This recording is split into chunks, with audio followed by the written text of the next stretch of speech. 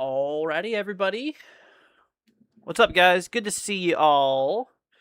Hope everyone is well. Hope everyone's doing good. But good to see you, friends. Hope everyone's doing well. Let's go ahead and make sure I pull up the chat here so I can see what y'all are saying. But anyways, guys, we are doing a little bit of coverage tonight. We do have some remnants of severe weather still going on. And a matter of fact, we also actually have a tornado warning in effect for southern Mississippi here.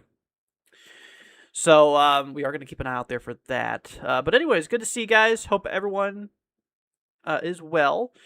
What's up, Johnny? What's up, Munch? Good to see ya. What's up, Rain? Hawaii's had enough. Are you in Hawaii right now? What's up, Squashy? Good to see you, my friend. Hope you're doing well. But we do have a tornado warning in effect right now, including Leaf, McLean, and Merrill. I think it is Merrill. This is in southern Mississippi. Tornado warning in effect for the next 12 minutes. No, I wish. Yeah, me too. That sounds sounds pretty nice. What about Oak Grove, Louisiana? I think most of Louisiana is going to be mostly over with the events. But I can pull it up for you real quickly. Let's see. Yeah, you're good. You're good. You're outside of the risk. The main line is already pushed through your area, so you're fine. Most of Louisiana is good at this point. I mean, we still do have a little bit of the far eastern side of Louisiana in the risk for some storms. And, of course, areas up by, like, New Orleans actually getting, a bit of storm activity right now.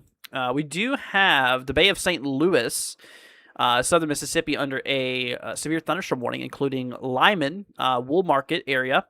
This one is for 60-mile-per-hour wind gusts here. Also, torrential rainfall. They also put a tour possible tag on that, actually. We'll definitely have to keep an eye on that. But we do actually, like I mentioned, have a tornado warning in effect right now. Let's see. What's up, Roby? Good to see ya. What's up, Teresa? Saying hello. Just popping in. Say prayers, blessed for all. I appreciate that, Teresa. Thanks for joining. What's up, Tammy? Hey, everyone. I'm a certified storm spotter. Nice. 2 nights in a row at a close call. Those cells came out of Oklahoma were strong. Glad they weakened over time. Or by the time they hit Southwest Missouri's prayer all lost. That's true. Well, I'm glad that you're okay, my friend. And it's really unfortunate all the crazy weather we've been having. It's that time of the year, though. 'Tis the season, for a bit of severe weather, unfortunately. But yeah, we are watching a particular line of storms going through southern Mississippi, eastern Louisiana right now, going into southwestern Alabama. I do want to bring you guys over here for a moment. So we do have a slight risk here, a level 2 threat. We didn't cover the earlier part because, we've been doing nocturnal coverage here lately. But we still do have a slight risk in effect. Now, the line of storms, actually, if I overlay it over the outlook here, which we'll do right now, you will notice how the majority of the line is ahead, as you can see, is ahead of some of these areas. Now, once this main line does hit, a specific area, that is whenever, after the line passes through, that's typically whenever your severe weather threat pretty much goes away. It's basically just this initial line that we're watching here and keeping a close eye out there for overall. So we'll definitely keep an eye on it. What's up, Derek? Good to see ya. What's up, D? Saying evening, Andrew. Back to California from Nova Scotia. Wow, that's quite a distance. Went from 19 degrees to 90. That's quite the climate change. That's wild. But good to see you, D. How was your flight? I bet that was a long flight. Goodness. Tammy says I'm in Carrollton, Georgia. Let's see, my area was elevated 2 out of 5. Area code. Let's see, 30180. Gotcha. Here, let me pull it up for you. I can see what we got going on. So Georgia does have a little bit of a threat here. Here, let's hop over to this program. We're going to bring up your zip code here. So you're up. Yeah, you're up in Georgia. This is, oh, that's right. You're up by Atlanta area. So yeah, you do have a level 1 threat out here. If you're near the level 2 throw, we do have a 2% non-sig tornado risk. So pretty low tornado threat. No hail threat. So we got a 5% wind threat here. And a 2% tornado threat. So pretty low odds of you seeing anything, particularly insane. Freezing temps tonight. Let's see. We just planted a bunch of flowers. Ah, man, that's unfortunate. Yeah, things are heating up, but it's still, you can still definitely notice some remnants of winter still left. So, yeah, typically by April things usually start warming up for good. Usually. Notice I said usually. It just depends. Um, Looks like Sunday and Monday are the next days for severe weather in the same areas. Did the SPC actually issue a risk for those days? Here, let's see. We have today, which is a slight risk. Tomorrow, we do have a little marginal from the Florida Panhandle up into the Carolinas. Day 3, we don't got nothing. Whoa, we got a lot of stuff going on up here. We got a lot of high wind warnings and some red flag warnings. Yeah, we have this dry air mass pulling in, so I mean it makes sense. High winds and dry conditions, allow for fire weather potential. Let's see, day 4, we don't have anything. Day 5, we don't have anything. Day 6, maybe? No. Yeah, it doesn't look like the SPC has any extended range outlooks, but we'll have to see. We'll just keep an eye on these guys for now. Let's see, a new tornado warning. Yeah, I just saw that here. Let's go over that really quickly. So new tornado warning in effect for southwestern Alabama, including Coffeyville, Alabama, east of Gilberton. Let me pull up. Oops. Here, let's bring it over here. Let's pull up the velocity here for a minute. And velocity, unfortunately, the radar product is not very good at this particular angle here. Yeah, we're scanning about 5,000 feet aloft here. Yeah, we'll definitely keep an eye on it. I mean, I don't really see it. It looks mostly like one. Oh, you know what? Oh, I see it. I see it right there. Yeah, sometimes it's a little bit more tricky to look at these. The further the storm is from the radar, can make it a little bit tricky. But yeah, I do see that. But yeah, just make sure you guys are in your safe spot out here for Coffeyville, Alabama. Gonna keep an eye out there for that. Let's see here. Looks like Sunday and Monday. Oh, I already read that one. Duh. D says a little bumpy. The pilots went north and south around the storms. Gotcha. Yeah, I mean, with this big storm system that we have coming through, I mean, yeah, that definitely makes sense. Well, I'm glad that your flight was safe. That was quite a long journey.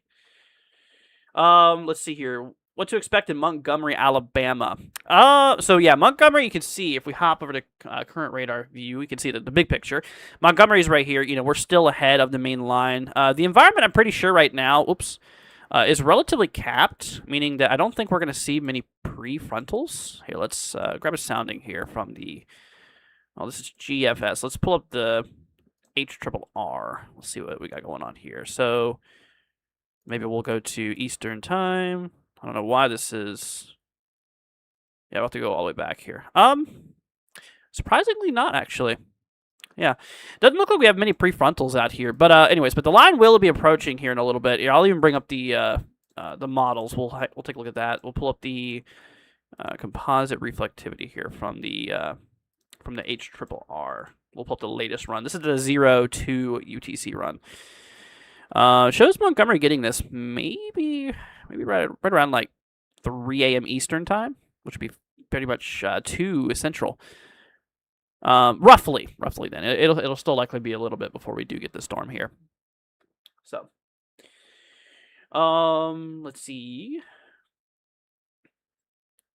Will it weaken by the time it gets here? It should not. It shouldn't really weaken by the time it reaches Montgomery. I mean, it seems like the models still have it kicking pretty good by the time it does get here. Given your threats, here let's hop back over here. Yeah, given the threat that we have here, we do have a level 2, which does include a. You're right on the edge of that 5% tornado threat and that 2% tornado threat, but it is a SIG level 1, meaning potential tornado strength in theory up to EF2. We do have a 15% wind threat and a 5% hail threat, so pretty low odds for hail per se. But yeah, your main concern is going to be gusty winds, which is pretty typical with these lines. Let's see here. Darren says Troy, Alabama. Let's pull up Troy real quickly. Troy, Alabama. Let's see what we got going on over here. Okay, so this is actually literally just right here. Yeah, so the line's still a little ways away. Same thing applies. I mean, we do actually have a 5% SIG level 1 tornado risk, so 5% chance of a tornado dropping, within a 25-mile radius around you. Potential tornado strength up to EF2 in theory. Nature can be unpredictable sometimes, and you never know. But expected to be up to EF2 in terms of strength. But, 5% chance. Probability is pretty low. Now, believe it or not, we actually have a 30% wind threat. We actually have a 30% wind threat here, which is definitely pretty interesting. So got to look out for some gusty winds, upwards of 60-mile-per-hour wind gusts or whatever. Could definitely be possible. Then lastly, in terms of hail, we're actually outside of the hail threat, so we're good on hail. Mainly a damaging wind threat here. Maybe a couple isolated tornadoes can't be ruled out. So it'll be a little bit but by the time it gets there. Let's see. I worry about the wind. We have a lot of trees. Tornadoes aren't worrying me with the weather. It's the wind. That's fair. That's fair. Yeah, the wind is definitely could be a bit of a problem. Yeah, I mean, if you're ahead of the line, one thing that I'd recommend doing. I mean, if you're still well ahead of the line here. I mean, if you're right up on the line, then I'd recommend going indoors and staying away from windows. But if you're well ahead of the line, it'd be a good idea to maybe bring in some outside patio furniture or whatever, just to prevent it from going flying. Because I mean, the ones in this line could absolutely become strong enough to to cause that stuff to go airborne. So definitely would need you if you could, if you're ahead here. I mean, this applies for the Florida Panhandle, bits of central, southern Alabama, and even portions of Georgia. I'd recommend. Let's see here. Don't worry about the wind. I just read that one. Whoops. What is Pensacola looking like? Tonight I have two twin sisters there who's definitely asleep. Oh, gotcha. Pensacola is in the level 2. Yeah, so it'll be a little bit before we get to there. Here, let's pull up the models. Models suggest the line approaching about 5 a.m. Eastern time, roughly. So I'd say between 4 and 6 a.m., just to give it a bit of a wiggle room. If it comes a little earlier, if it comes a little later, you at least have that little bit of a wiggle room. But it'll be overnight. But yeah, the main concern there would be gusty winds. We do have a new tornado warning. I do want to take a moment to hop over to that real quickly. New tornado warning in effect for southern Mississippi, including the Loosedale area, including Leaf, Merrill, Bendale, and Agricola. So new tornado warning in effect. So be sure y'all are in your safe spots here. Radar indicated threat. So severe thunderstorm capable of producing a tornado is located 10 miles south of McLean, or 13 miles west of Loosedale, moving east at 40 miles per hour. Yeah, so we'll keep an eye on that. We also have the other warning up to the north for Coffeyville in southwest Alabama. Let's see. What's up, Free Thinking? Saying, hi, Andrew. I see they changed my risk from yesterday, so can I please see what my risk is when I get a chance? Absolutely. Yeah, I got you. Of course. So, Macon, Georgia area. Excuse me. We do have a level 1 threat, so that does include a little 2% tornado risk. But the odds of you getting a tornado is pretty darn low. Still wouldn't ignore the tornado risk, but just keep an eye on it as the storms come through. The odds of a tornado are very low, but not zero. Damaging winds. We have a 5% wind risk here for potential gusts upwards of 60 miles per hour or so. So that we got to look out for. And in terms of hail, we do not have a hail threat here for you particularly. That is a little bit further west of you. So, anyways, yeah, mainly a gusty wind concern from that line. 9K says thanks, of course. Darian says thanks. You're very welcome, guys. Let's see here. It sounds good, Roby. Thanks for joining.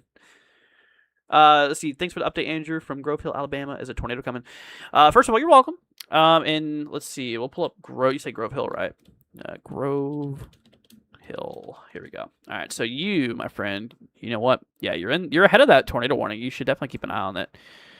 Let's see. We'll pull up the mobile radar. Yeah, so there's Grove Hill right there. The tornado warning is just west of you for Coffeyville. It's a radar indicated threat. You have 14 minutes left on that particular warning. You're not in the warning yet, but I'd definitely recommend keeping an eye on that storm. Radar indicated rotation.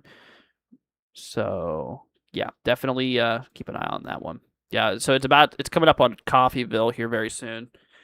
I mean, it's tracking towards the Grove Hill area.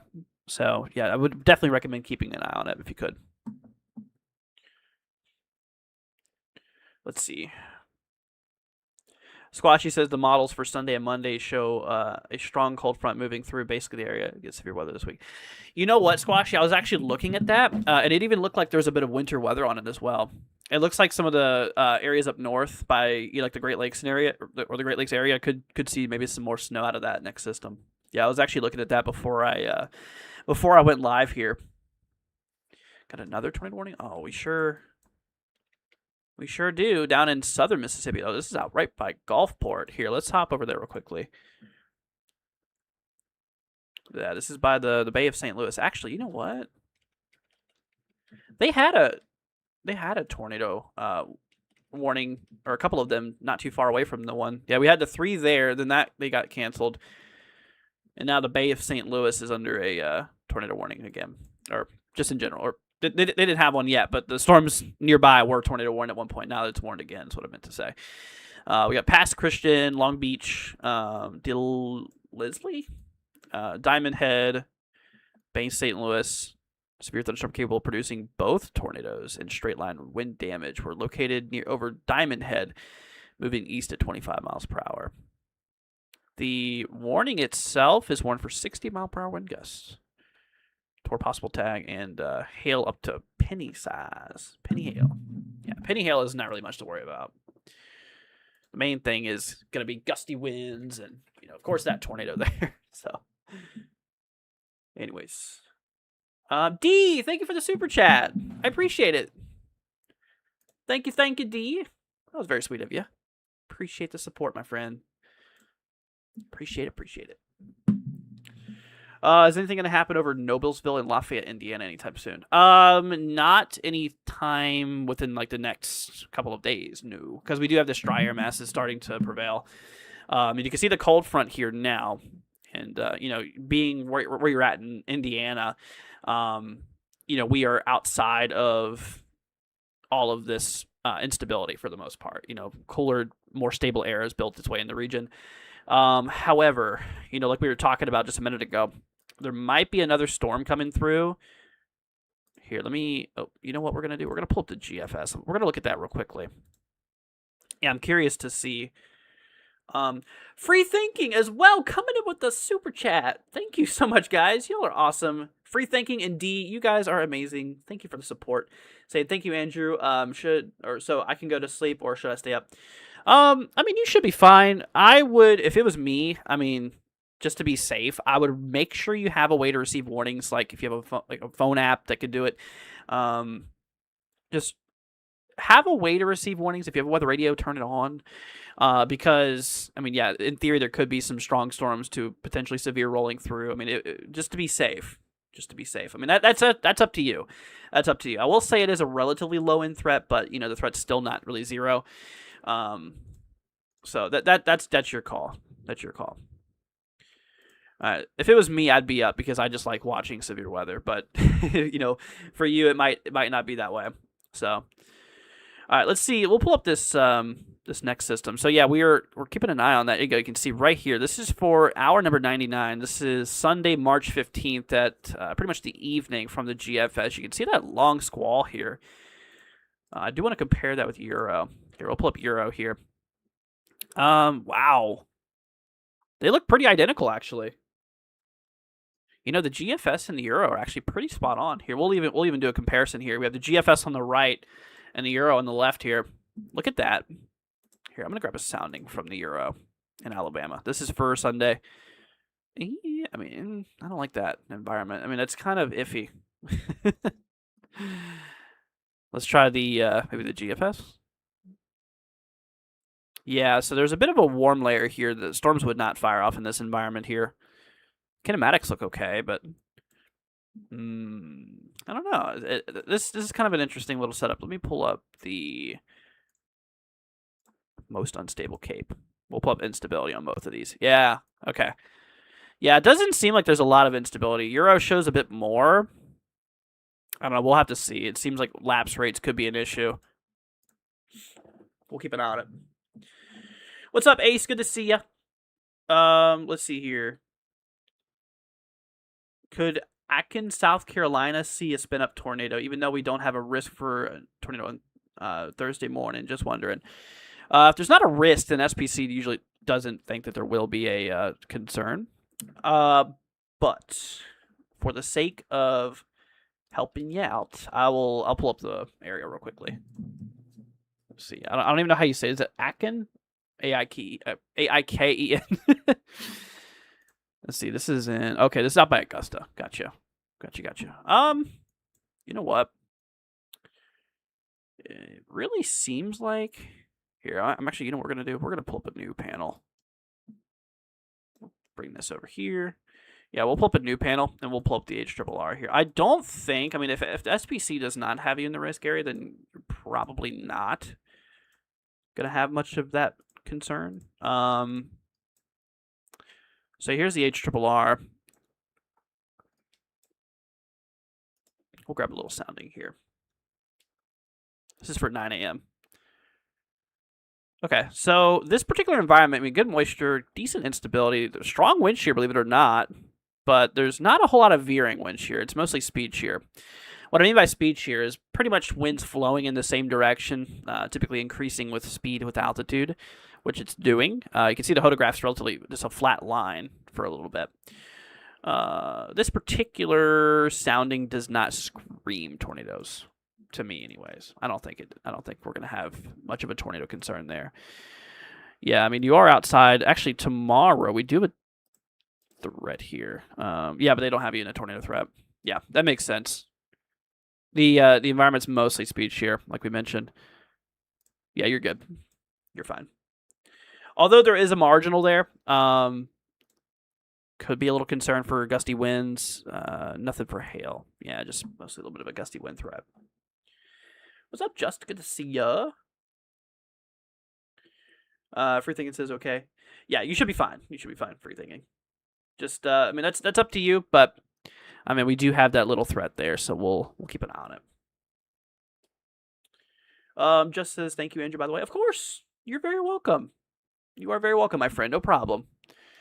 All right, let's hop back here to the radar. So we do have a whoa. Okay, we still have a couple of tornado warnings popping off here. This line still is definitely capable of producing tornadoes. We have a warning up by Bay St. Louis, southern Mississippi, including past Christian, Long Beach area. It's a radar-indicated threat capable of producing tornadoes and straight-line wind damage, located over Diamond Head area. Then we have another warning up in also southern Mississippi by Loosedale, including Leaf, Morill, and Bendale. This one is for, let's see, tornado. And hail up to penny size, which shouldn't be anything super crazy. Penny hail, like I mentioned before, is not really a big problem. But yeah, definitely a tornado warning. You still need to be in your safe spot.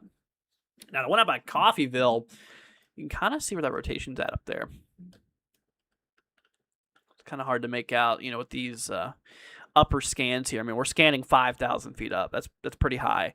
I mean, a lot could change from 5,000 feet towards the surface, you know, which is definitely a bit concerning. It's kind of hard. We really can't see down that low because unfortunately we don't really have many radars around this area. But we do have some rotation out by Coffeyville, and the tornado warning is issued. So, yeah, I mean, yeah, if you have a basement or a storm shelter, go there. If not, go to the central interior portion on the lowest floor of your home. If you're in a mobile home, ditch the mobile home and go find a sturdier structure.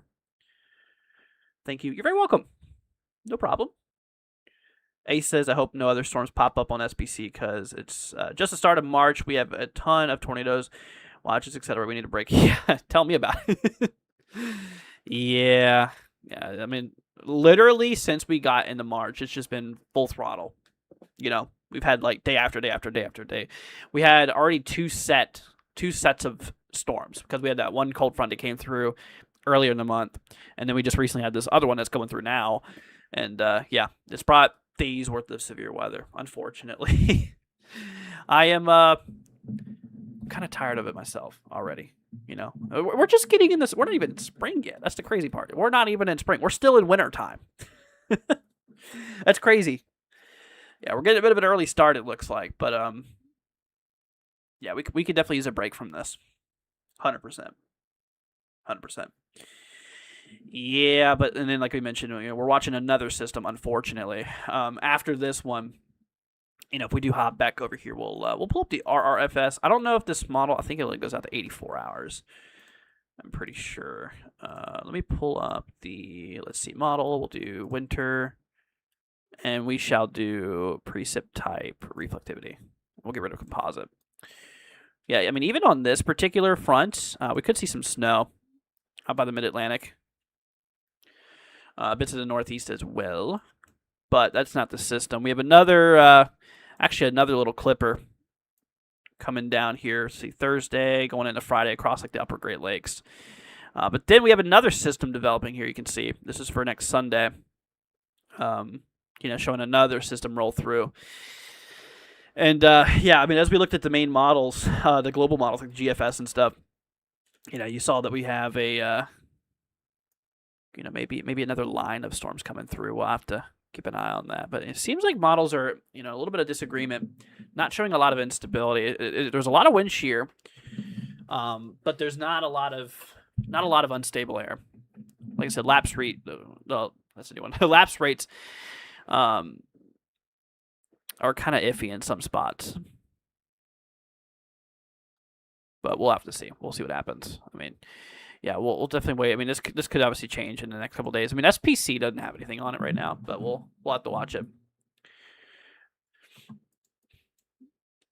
All right, we got a new tornado warning. They also canceled that tornado warning for Bay St. Louis. So Bay St. Louis area is no longer under the tornado warning. We still have, let's see here. We have a new tornado warning in effect for, what is that, Leaksville. Ooh. You can see that rotation right there. Let's hop over to CC. Do not see any debris on any of these, but these are also scanning kind of high. These two are scanning relatively shallow, about 1,000 foot or so. So these ones are within good, viewing per se. But the one up here, this one's scanning like 5,000 feet up, 4,000 or 5,000 feet. So it's like a little bit higher. But we do have that tornado warning in effect for Coffeyville, Alabama. Let's think of it all. Yeah, I hear you. Me too. I enjoy severe weather, having it, but if it's tornadoes, nah, not usually. Whoa, holy cow. Oh my gosh, look at this wind report up by Maxie in southern Mississippi. I quote you not. Roof blown off house on Grady Slade Road. This was in southern Mississippi, in Forest County, Mississippi. That is unbelievable. That's pretty crazy. That's got to be, what, straight line wind damage? Yeah.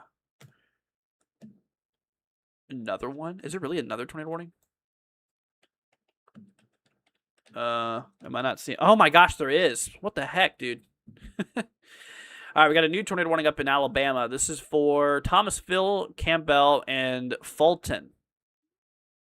I think this is, I was going to say it looks like a continuation. Yeah, I think it is a continuation of that one Coffeyville warning. That's honestly pretty crazy. I mean, it seems like it's still, pretty darn active here.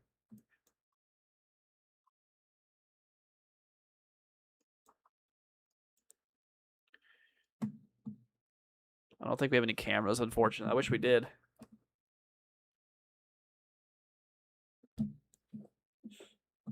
But yeah, make sure you guys are in your safe spots. If you know anybody out there, give them a heads up. So, tornado warning in effect for southern Mississippi for the Loosedale area, including Murrill, Leaf, Bendale, and Agricola. We have another warning out by Leaksville, going into southwest Alabama. And of course, we do have that oh, they canceled that back warning. Okay, they canceled that warning for Coffeyville, Alabama. That's no longer there. You guys are good to come out of your shelters, but still would recommend staying indoors, away from windows. But we still have a new warning for Campbell, Thomasville, and Fulton. Yeah, we're seeing quite a few of these guys pop off here. I mean, we've had numerous tornado warnings in the last little bit.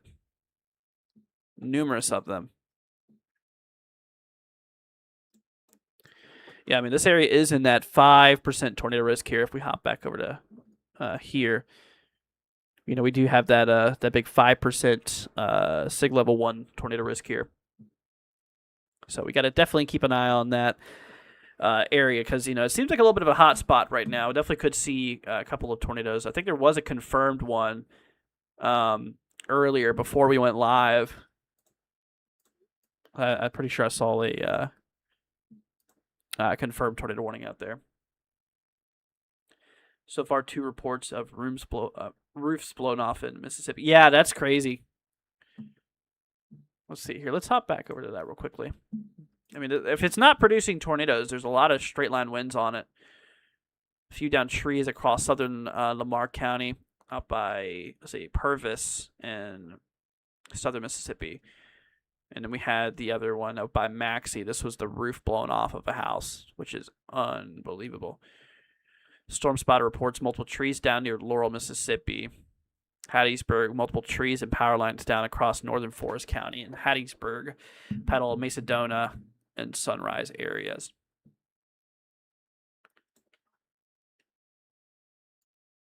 Ooh, yeah. Definitely trying to spin up pretty good over here. Up by Leakesville.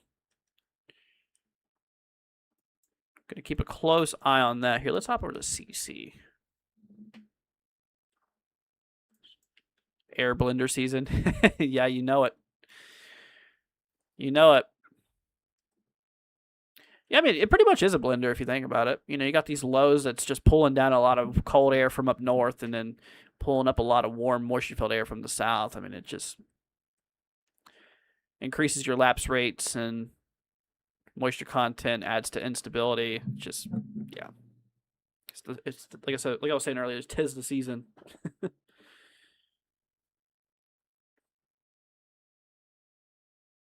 Loosedale might have a tornado forming.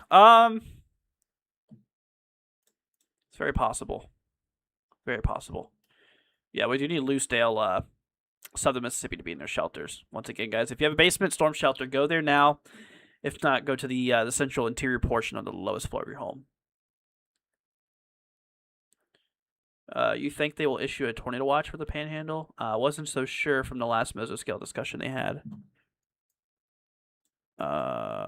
I mean, they do have the 5% that does go into the Panhandle.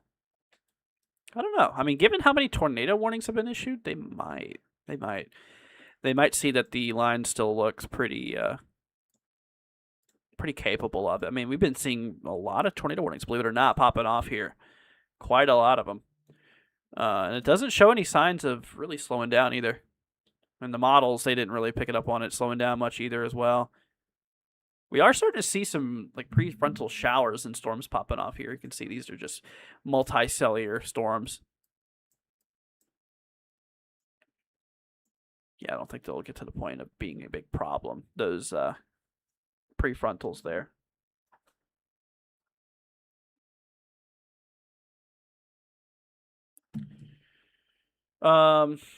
Squashy says small CC drop. Really? Where is it? Which one is that? Is that the one by Loosedale?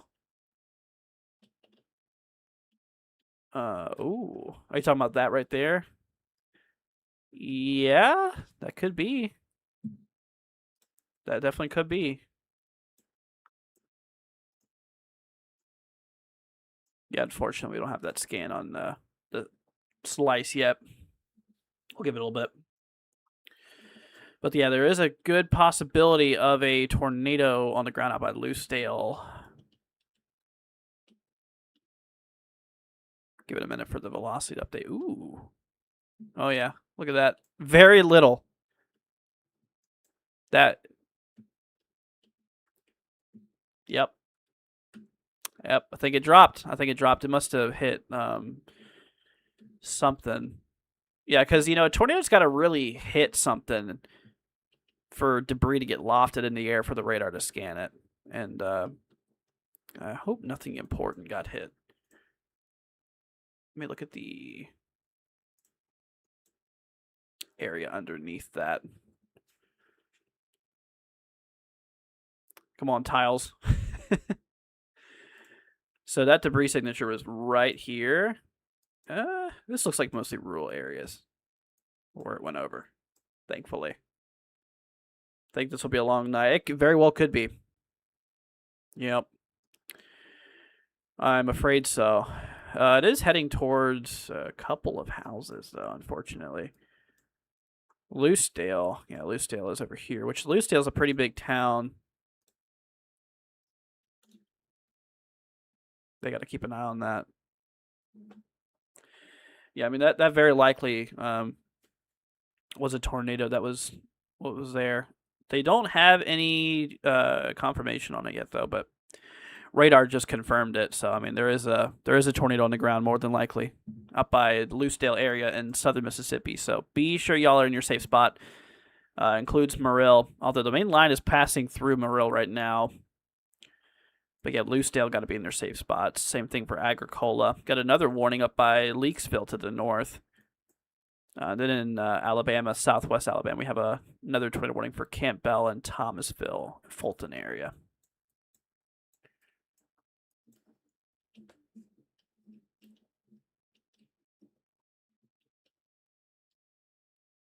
Almost looks like there might be a little bit of a hook there. Maybe a little bit of a hook, maybe a little inflow notch here.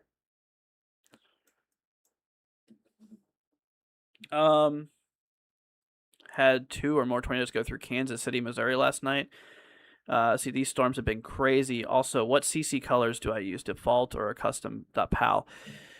I set this thing up years ago. I genuinely don't remember. I definitely do have a custom reflectivity scan here. Velocity, I'm pretty sure is that too. I'm pretty sure I have a custom CC scan. Color table settings. Yeah. Yeah, see, this says use default CC. Yeah. I'm using a different one. See, use default is blocked off for the other one, so yeah, I'm using custom one. I don't even remember where I got it. It's been so long. It's been a while. I like the colors of this one, though. I mean, it really stands out. So that right there, that little dot that you guys are seeing on your screen right now, that is tornadic debris. Velocity right over it, we had this couplet. You can kind of tell right here. It's a very tight little noodle, more than likely. I mean, it's just a tight little concentrated area. Unfortunately, it's heading right towards Loosedale. I mean, it's like right up on Loosedale area. I hope it lifted by then. I mean, I don't see any fresh debris. That could have been leftover debris, maybe.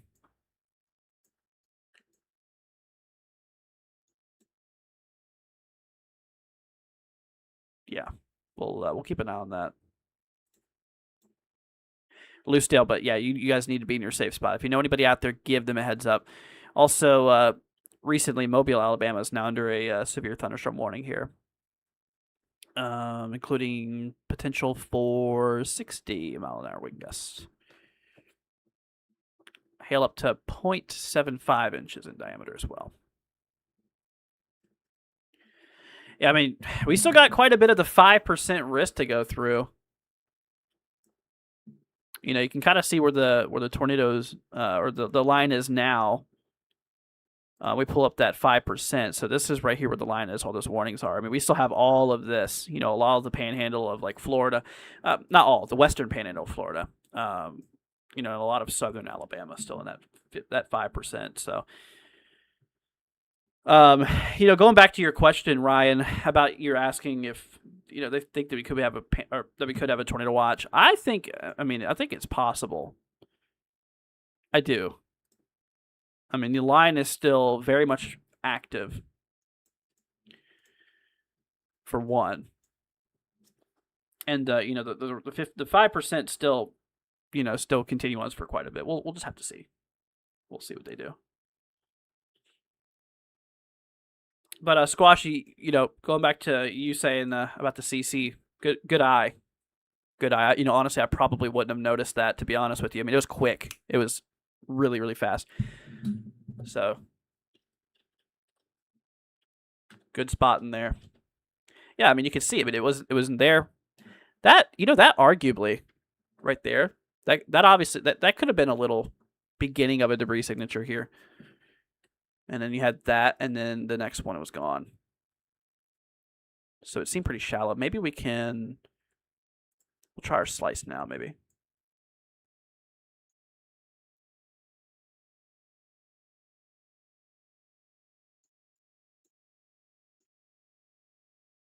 Yep, still not available yet, unfortunately. Rain, will I? How do you know that? Yeah, we'll give it a minute. Yeah, it takes for some reason it takes a little bit for the cross section frames to load. If I go ahead and load this, I mean it's old frames.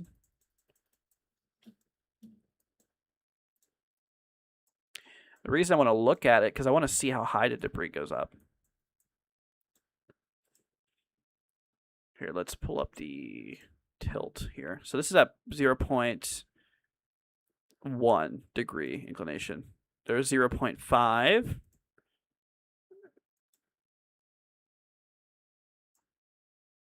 It doesn't go up any higher than 2,000 feet, I don't think. That's pretty shallow. Pretty shallow. I mean, obviously we can't be 100% for sure, but likely a weak tornado. Likely pretty weak. I mean, it was in mainly rural areas. I mean, it was mostly over a forest, which, I mean, it probably just picked up some leaves and some twigs and threw it up in the air. No way of knowing, how strong it is until, if surveyors go out there. But I don't think they're going to need to because the area where it hit, there was not much there. But still got Loosedale in the warning here. Honestly, now to me, it looks like a lot of straight line wind. Which, that line is pushing through Loosedale right now.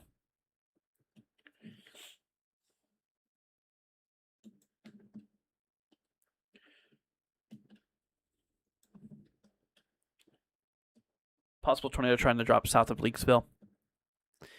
Yeah, we're keeping an eye on this one as well.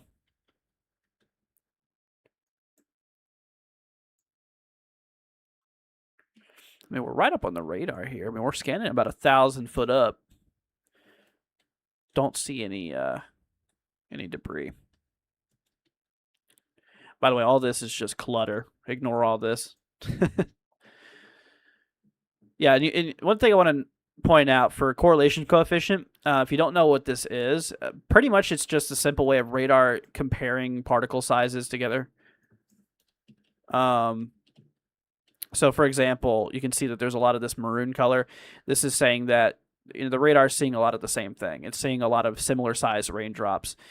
And then, if we go back to, that debris signature, everything, this all looks like raindrops to the radar, but this right here does not look like raindrops. The radar's saying, hey, that don't look right. That does not look like a raindrop. So, because the dual polarization radars, the WSR-88D that we're using right here, these scan both scan on a horizontal plane and a vertical plane. And by doing so, they can measure not only the height, but also the width of different particles. And by doing so, it can really tell you, it's basically saying that, it looks totally different than a raindrop. It's just in shape. It's not similar at all. Correlation coefficient kind of picks out spots where it doesn't look like rain, if that makes sense. And then you got velocity. That just kind of shows you motion, basically motion from raindrops, essentially. Pretty cool. Pretty cool stuff. But yeah, by having, the velocity, having that rotation, and having correlation coefficient, could really, kind of really show you where there could be some tornadoes.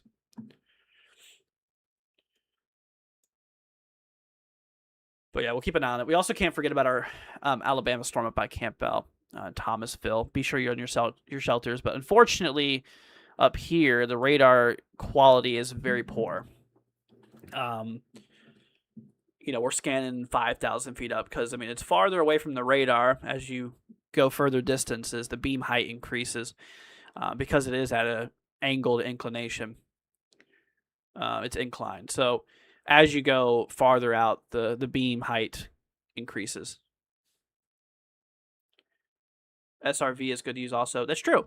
Yeah, storm relative velocity is a great one because that takes storm motion into consideration.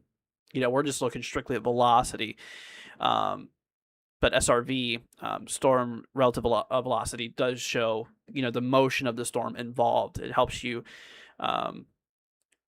really see rotation in fast moving storms. It helps out a lot. Typically in really high sheared environments, you'd really want to use SRV SRV. New tornado watch for portions of Georgia, Florida, and Alabama. I had a feeling. Oh, yep, they did it. They sure did. There you go, Ryan. That answers your question. Man, oh man. Yeah, let's hop back over here for a moment. Yeah, look at that's a pretty big watch. That's a pretty big watch. Yeah, that goes all the way up into to Macon, Georgia. Hey, shoot. Free Thinking, are you still here? They added a tornado watch for you if you're still here.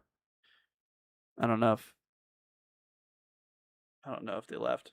Called it. Yep. Let's see, new tornado warning, and another 2 new ones.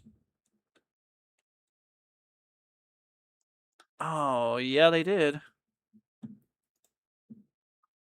Yep, these guys down here. We have the one for Agricola, Wilmer Semes, Chanchula, and then the other one for Hurley. Ooh, look at that little guy. Yeah, I can see why. Look at that. The little guy right there. And then over here, too. Free Thinking says no. It'll be all right. Try not to worry about it. We got 7 hours left on that tornado watch. Yeah, it's going to be there for a while. But, out by Macon, the tornado probability is very low. You're only at a 2% chance, which isn't super high. So I wouldn't worry about it. I mean, it'll still be a bit by the time the line gets to Macon. Here, let me we'll pull up the models real quickly.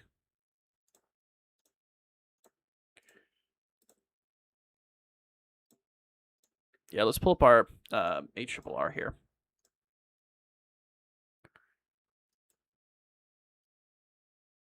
Yeah, you're still quite a ways away. Honestly, Free Thinking, the line doesn't really show to, or doesn't really get out there until about 7, maybe 8, 9 o'clock in the morning. So if you want to get some sleep, now would be the time to. But if you want to, set an alarm. There's a line close to me now. Perfect timing. Yeah, but it's still a little ways out. It still is a little ways out. But, once that line passes, then things should be good. It doesn't look like there's going to be any prefrontals either. It's mostly just that long line. Yeah, it'll be a bit. Whoa. That's tightening up a little bit, it looks like. All right, we'll keep an eye on that one. So new tornado warning for Agricola, southern Mississippi, going into southern Alabama, including Wilmer, Simis, and Chanchula. I believe that's how you say that. We have 39 minutes on that one. A severe thunderstorm capable of producing a tornado was located 6 miles southeast of Loosedale, moving east at 35 miles per hour. Then we also have another one to the south, including... are we good? Are we back live? Shoot. Apparently, the stream went offline for a minute. Are we good? Everybody there? Your time is off? Yeah, a little bit. Ryan says, my brother's north of Panama usually. The storms die down by the time they get out that far. They can. It depends on the event, though. But Panama does have a Panama City area. We do have a 5% risk out there. Yeah, I don't know what happened to my Wi-Fi. Here, you know what? Give me 1 second. I am gonna look at my little receiver real quickly. I want to check and make sure it's going good. Nope, it was sideways. That'll do it. There we go. All right. Ooh, that was my chair, by the way. All right, we're good. We're golden. Yeah, we got kind of a wall of tornado warnings coming in here. I mean, our dew points are high. We are in the 70s. The dew points are in the 70s. So you guys are probably noticing it's quite muggy outside. Ahead of this line here.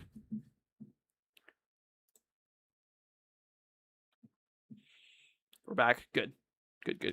Yeah, I had to move my little Wi-Fi thingy because if it's at a certain angle, it gets mad. I think that's why. I cut out.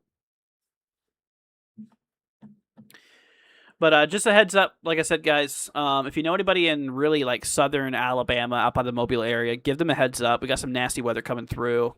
Southern Mississippi, it's almost fully through. Same thing for eastern Louisiana. We're kind of getting to the point now where we're east of New Orleans. We do have a severe warning for Golden Meadow and Lafayette, maybe. Wind gusts up to 60 miles an hour. Got another warning, severe thunderstorm warning here in central Alabama by Billingsley, Plantersville, Jones, Pletcher, Stanton, Cooper, Verbena, Mountain Creek. 60-mile-per-hour wind gusts. But yeah, a lot of the main nastiness right now is in southern Alabama. So really need you guys, really in Panhandle, Florida, West Panhandle, Florida especially, southern Alabama, to really be keeping a close eye on these storms. Absolutely. I mean, if you know anybody out there, it wouldn't hurt to send them a message. Just let them know. Be like, hey, we got some nasty weather in the area. Just be careful. Keep an eye on it. And if you could, maybe even redirect them to the stream here just so I can keep an eye on them for y'all. I don't know how long I'm going to stream tonight, but I'm going to stream for as long as I can. As long as I can.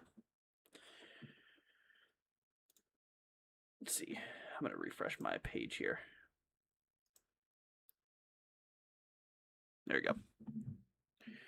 All right, let's actually take a look at sat view. That's something we haven't done yet. So we got our radar. Here, let me pull up sat. Might even have some mesoscale. Mesoscale floaters. Nope, not that one. We'll try mesoscale floater 2, maybe. Wave. There we go. Dang. Well, I guess we'll just pull up the main one here. Here we go. Yeah, you can see where a lot of the deep convection is here. Got a pretty hefty little plume over here by New Orleans. That's actually that set of storms that's east of New Orleans there.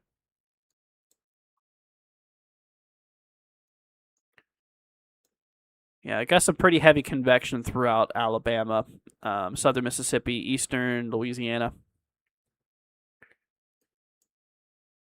So that's the big picture. That's really the big picture right there.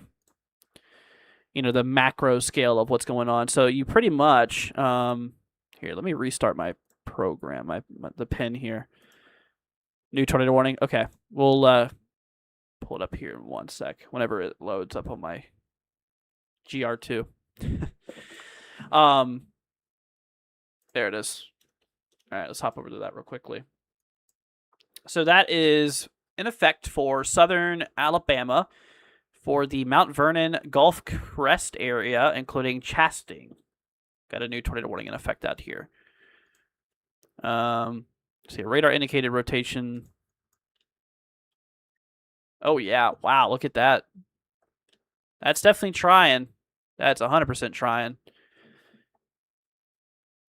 That even looks like a little hook right there. Y'all see that? A little bit of a hook. That's tightening up pretty good.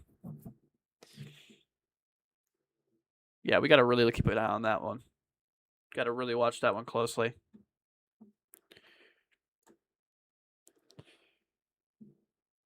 Here, I do want to load the surface here. We'll do our TMA analysis, and we'll bring up our mean sea level pressure. Yeah, but you can see that that rotation right at here. That's where your tornado would be. That's where it's trying to develop there. And that is, let's see here. Yeah, they just extended that warning. Citronelli area, Mount Vernon, Chasting, Gulf Crest, and Chanchula. Also, Criolla. Not Crayola, Criolla. I think it is.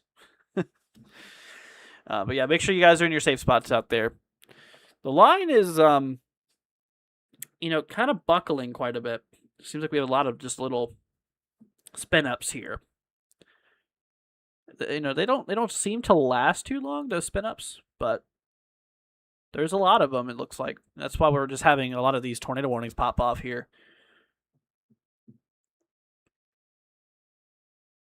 Here, let me we'll do this here so you guys can see the pressure.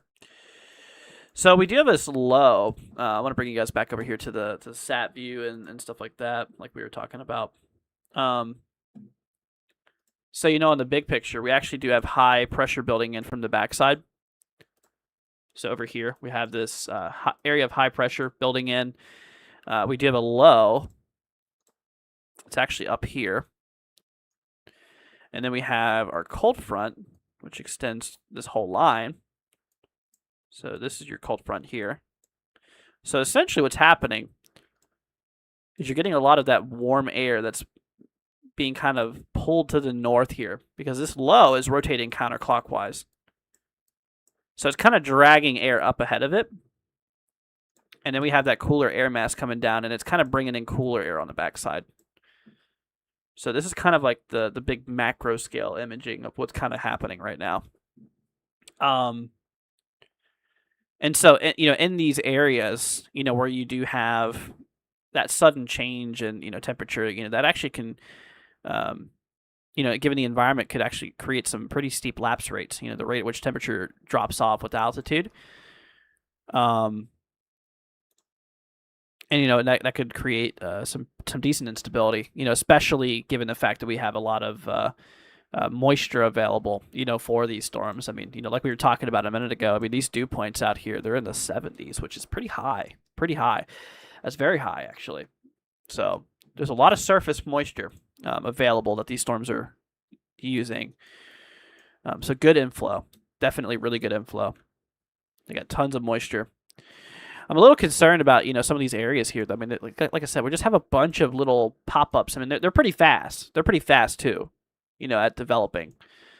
Yeah, so they did just canceled a couple of warnings here. We just have this big block of tornado warnings on this part of the, on this part of the storm here, which is heading towards the Mobile, Alabama area. So, and if any of you guys know anybody out there, it would be safe to give them a heads up. Eventually, all this mess is going to be tracking eastward, towards areas like Pensacola, Panama City, and, like Dothan. Some of those areas out here will be getting this line of storms. Eventually, we'll be tracking in that general direction. It's really just one big squall. Just one big line. But yeah, all of that is working its way eastward. So just keep an eye on it.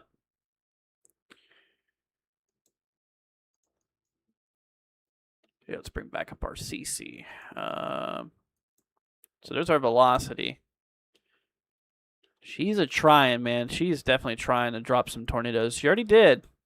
We do have a Gulf Crest, Citronelli, Mount Vernon, Chasting, Chanchula, and Criolla in this tornado warning up here for the first one.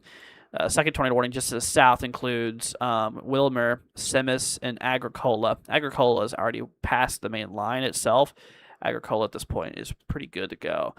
But yeah, Wilmer needs to really be in their shelter. Same thing for Semis, Chanchula. And then we had another little warning here up by Hurley. Got to keep an eye on that. Let's see, what's this warning for? 70 mile an hour. Wow, they got some pretty gusty winds on that. I wonder what the D Cape is out here. I assume the D Cape is pretty high. It's got to be. Let me pull up meso analysis. What's up, Scott? Good to see you, man.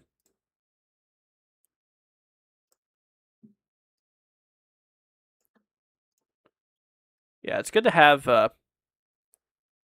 meso analysis here. Okay. D Cape. Only 500 joules, really? Let me try ahead, maybe. D Cape's higher further out. I mean, there's good instability out here. Yeah, pretty well dispersed. Cape out here. Pretty well distributed. Photograph's got a little bit of an arch here. Yeah, I mean, explains the environment there. 1300 ml Cape. Decent. It's got good instability. It's got good moisture.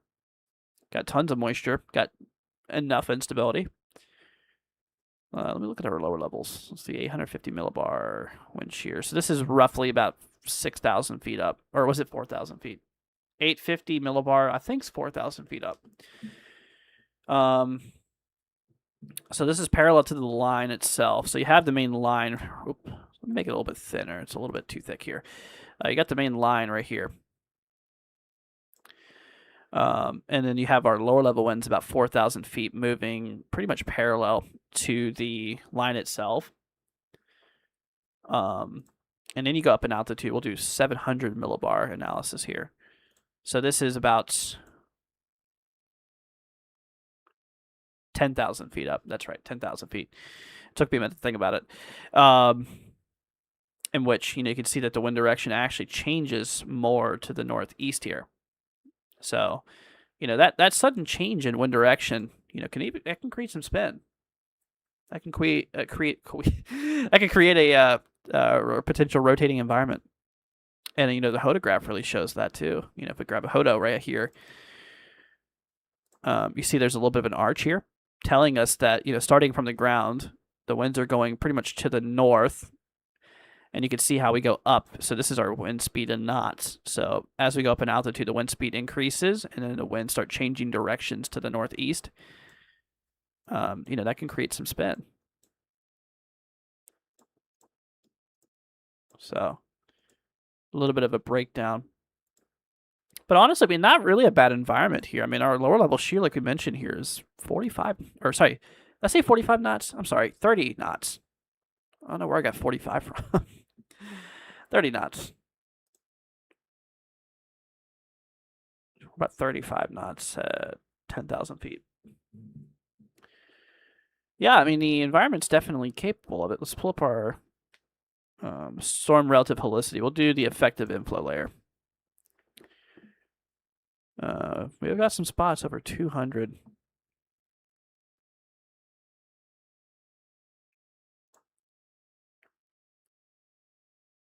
Not bad. I mean, we're seeing dew points here in the mid 70s even in some spots. Wow. Yeah. Like I said, talk about a lot of moisture. Storm's got it. It's got the moisture. It's got the instability. It's got the wind shear. I mean, I don't know, man. It's a pretty good little environment. I mean, no wonder why we're seeing a bunch of pop-up tornado warnings here. But anyways, we are watching a handful of these tornado warnings in effect. So this is for the southern side of Alabama. This is out by the Mobile area.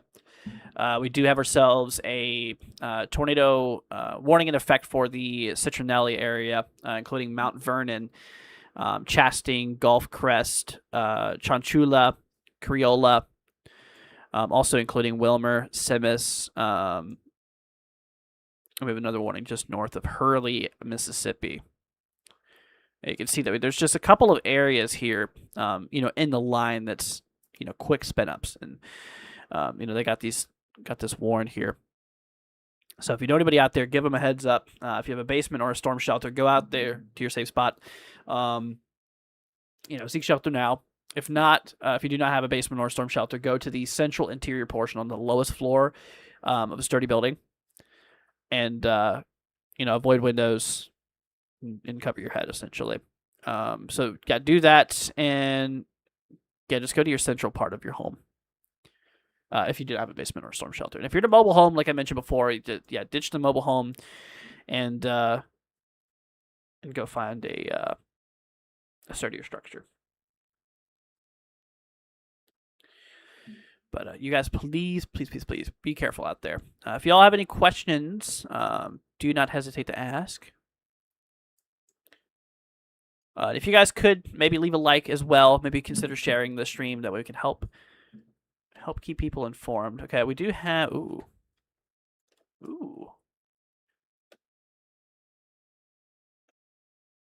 Let me try KMXX here. Okay, that looks a lot different. That's crazy. That's really crazy. The KBMX radar looks like totally different. You see this? So there's a KBMX radar. I mean, this is 2,200 feet away, or 2,200 feet beam at height altitude. And this one's 4,500 feet, yeah. It's crazy. I mean, you can really just see there just how a difference in altitude scanning can really show you, tornadoes, being towards the surface, are really good to have radars pretty close by, because the further the radar is, the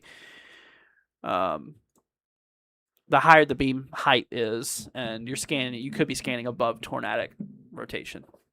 So it's really, really important to see what level you're scanning at on radar too. Not just, because in some cases you can have like upper level rotation. If you're scanning high altitudes, you can see that there could be some mid-level rotation, while in some cases the surface doesn't support it.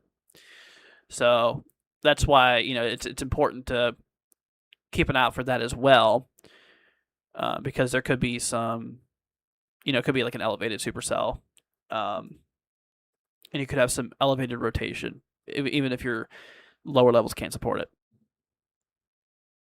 Yeah, radar's important. You need to think of it that way when looking at radar. Let's see here. What's up, Frankie? Good to see you, man. Watching from Live Oak, Florida. Streaming from Lakeland, Florida. Got the Florida gang in the house here. Hope you're good, man. Good to see you. Good to see you. Yeah, I'm gonna grab a volumetric scan of the line here. Wow, look at that. That's really neat. So you got to remember, I mean, we're scanning the precipitation within the storm. We're not scanning the clouds. A lot of people think that, you're scanning the clouds and stuff, which radars, they can't scan the clouds. They only scan the precipitation within the clouds, because the waves reflect off of precipitation particles, either being snow, rain, ice crystals, grapple, hail, sleet, whatever. But it can't detect the clouds themselves, which is really, really important to think about as well. So, like, if we look at echo tops, that shows you the maximum altitude in which precipitation is being scanned. And in reality, the cloud tops are likely much higher. So, let's see. Squashy says possible tornado on the ground near Georgetown, Alabama. Georgetown. Which one is that? Where's Georgetown? Ooh, that looks pretty decent out there by Seaboard area. Out there by. How do you say that? My mind wants to say Macintosh, but it's not Macintosh. It's McLintosh? McIntosh? McIntosh. Some of these names, dude. Some of these names. But where did you say out by? You said about Georgetown. Pull it up here. What's up, Country Angel? Good to see you. Here, let me pull up Georgetown. Alabama. That's bringing me somewhere else.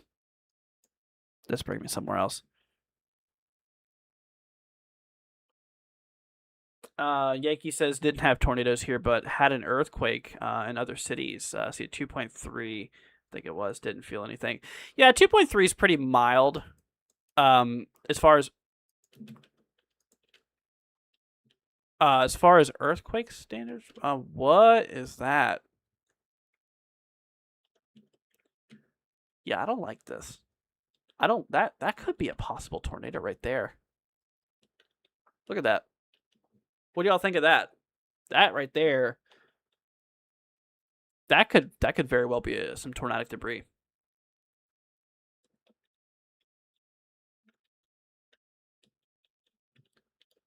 I don't know, man.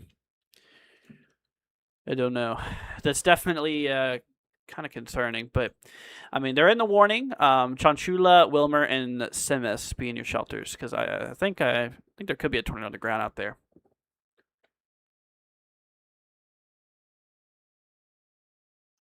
But yeah, those 2.3 is relatively a low end earthquake. We when I lived up in Northern Virginia, I used to live up in Prince William County. I think it was 2010 or was it 2011? There was an earthquake. It was like a 5 point something that hit the DC area, or maybe it was a 6.0. It was pretty good. We felt it. I was at a Logan Steakhouse, and we were above the water because that particular location was like halfway over the water, and yeah, it was pretty frightening because whenever it was shaking, you could see like the walls kind of rattling. It was weird. It was really weird. That's the only earthquake I've been in, but it was nuts. Apparently, there was a couple of aftershocks as well. Looks like rotation weekend a bit. Gotcha. You got 4.1 earthquakes here. And you're in California. That's all? That's all you've seen? 4.1? California gets them all the time. They get some big ones. Because I'm pretty sure the continent is moving kind of westward. And so, like, I'm no geologist. You know, that's not my particular spot of knowledge. But I'm pretty sure, from what I remember, like, the tectonic plates, like, they kind of get a lot of tension on them. And they kind of, like, roll, essentially, on, like, the west coast. While the east coast is kind of dragging, you know, so there's not as much, like, compression and tension as opposed to areas out west. But like I said, I'm no geologist. I'm not in the geology, I'm in the meteorology. Two different things. I had a lot of people ask me, like, meteorology, do we study meteors? I'm like, no, not the right meteorology. That would be astronomy. I don't know if there's a specific branch of astronomy that goes into. New tornado warning, of course. So tired of tornado warnings, man. Oh, that's a little guy. Little tornado warning out by, that's near the radar. Actually, that includes the radar site. Yep, sure does. That's south of Semis. All right. Yeah, that doesn't really show many towns included. Here, let me look at the warning here. They just want to be near Mobile Regional Airport. Yeah, there you go. That's right there. I mean, you can see the runways of the airport, and then the K-Mob radar. That's actually the WSR-88D. Oh, high-res tiles coming in here. I wonder if we can see the radome.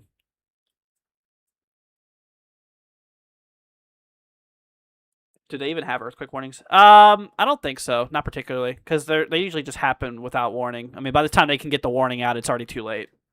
But they have, like, the monitoring stations where they can detect the P and S waves. I do remember learning about that too. I think it was the S waves that come first, like little tiny little bumps, and then it's like bam. Or was it the P waves?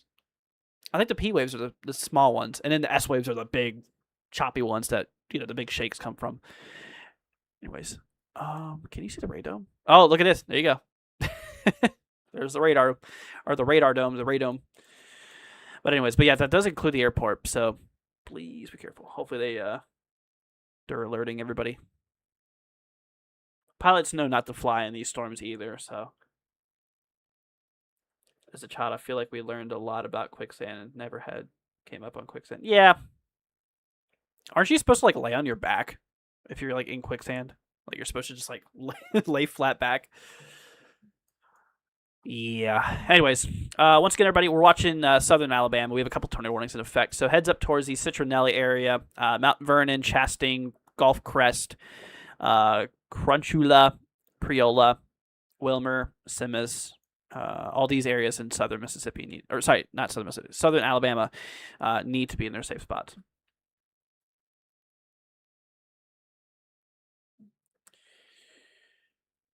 Let's see. And don't move a lot. Yeah. The more you move, you kind of dig yourself a deeper hole. No pun. Whatever quote that would be. I don't even know. I don't know. I'm losing it. That's not a pun, is it? What a mess I am. Anyways, we also got this warning for 70-mile-an-hour wind gusts here too. So heads up to you guys out here. This includes the Choctaw Bluff area, Chrysler, Tensall, Mount Vernon area. But yeah, Mount Vernon is also in that tornado warning there too. Citronelli, Gulf Crest, Chastain, Chunchula, Criolla, Semis, and Wilmer. Then we got this one lonely severe thunderstorm warning up here in central Alabama. This includes Billingsley, Mountain Creek, Verbena maybe, and Pletcher. So for this warning, just a concern mostly for 60-mile-an-hour wind gusts here. Maybe some hail up to penny size, but yeah, penny hail, like we mentioned before, is not a problem. Penny hail doesn't cause much issues. The only time penny hail would suck is if you're like caught outside in it and there's some strong winds with it. It wouldn't feel very good. But other than that, I mean, typically penny hail doesn't have enough mass to cause significant damage. So once you get up in a quarter size, that's when you start having like problems. Quarter hail, typically minor damage. It depends on velocity though. Like terminal velocity of quarter hail is pretty low. It's pretty low, as opposed to like say softball size hail. Terminal velocity is a lot more faster for larger hail stones. And it's just amazing, at how strong of an updraft you would need to like support softball size hail. Those vertical velocity. It's really hard to get really strong vertical velocities in weather unless there's like a lot of cape, a lot of instability in the atmosphere. There's a lot of horizontal velocity, wind shear, throughout the atmosphere and stuff. But it's harder to get vertical velocities, in which sometimes in these high cape environments, where you could get some really steep lapse rates for one, and dry mid levels, lower level moisture filled environment. Yeah. Anyways. See, a warning just came across my TV for a tornado watch. Yeah, gotcha. Yeah, they issued that a little bit ago. We'll actually look at that real quickly.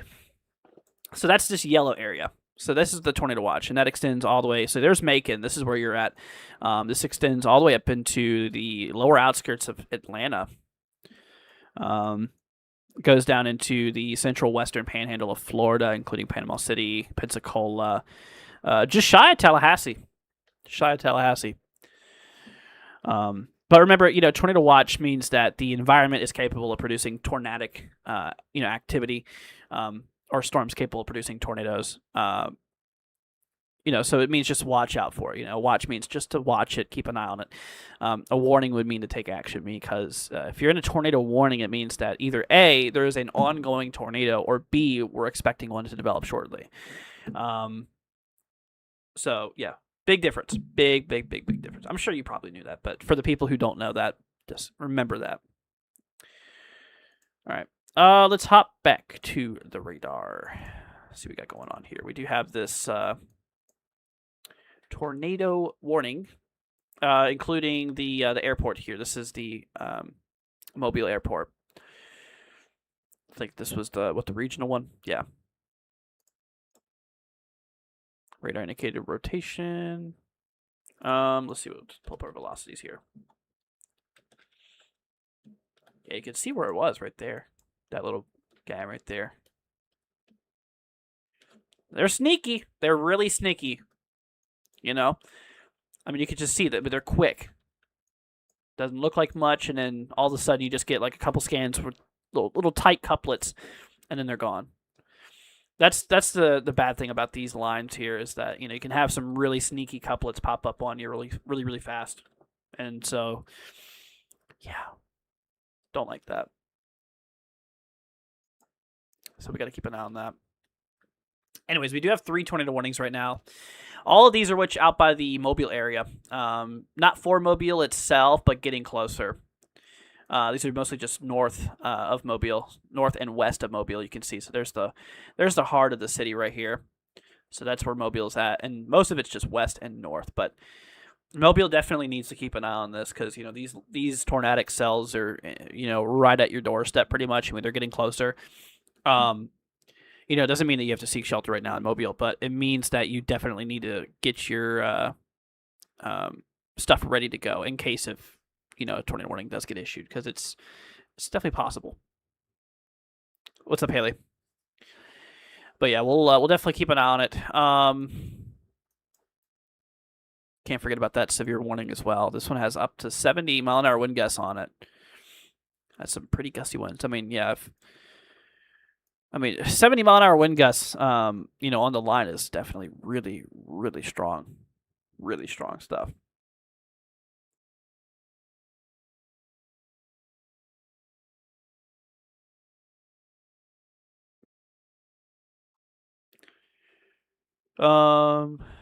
Let's see here. Oh, look at that. They actually just extended that warning.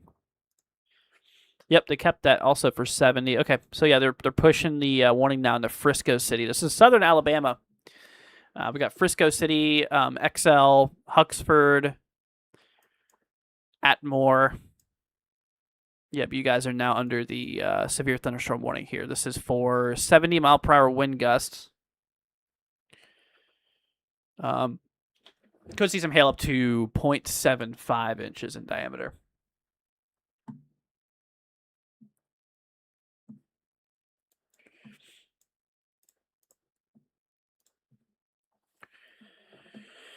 Let's see.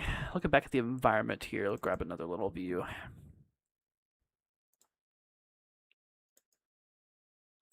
Still got a little bit of curvies on our photographs here. Oops, did not mean to do that.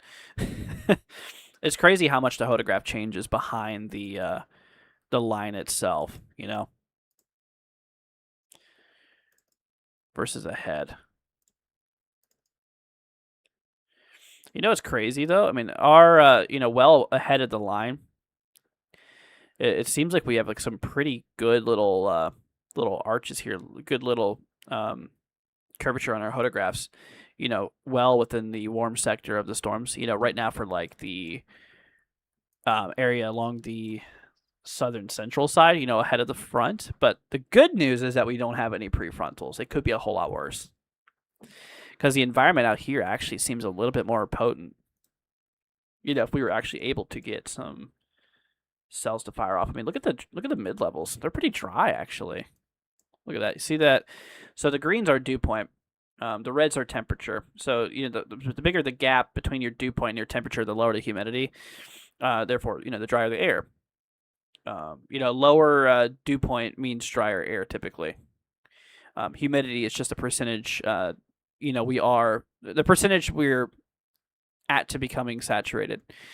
You know, basically the capacity. So, if it was warmer air, higher dew point, the capacity of water vapor is greater versus a drier, cooler environment. the capacity is a lot lower, even though you could have basically the percentage of humidity is how close you are to filling your tank, of how much more water vapor the atmosphere can hold, basically. How's my night been? Busy. Yeah, pretty busy, unfortunately. What's up, Bryson? Good to see you. Hope you're doing well. Squatchy says new tornado warning. Of course there is. That wouldn't be like tonight at all now, would it? Oh, wow. Holy moly. Okay, Mobile's now under a warning for 70-mile-an-hour winds. Also, Mobile's now under a tornado warning. Okay. Okay. All right. Well, now, remember I was telling you guys earlier about Mobile and how we, needed to keep an eye on it and be ready to seek shelter. Now's the time to seek shelter because Mobile's now under a tornado warning. Also, we're under a severe thunderstorm warning for possible damaging winds up to 70-mile-an-hour wind gusts. So, 70-mile-an-hour winds and tornado. Whoa.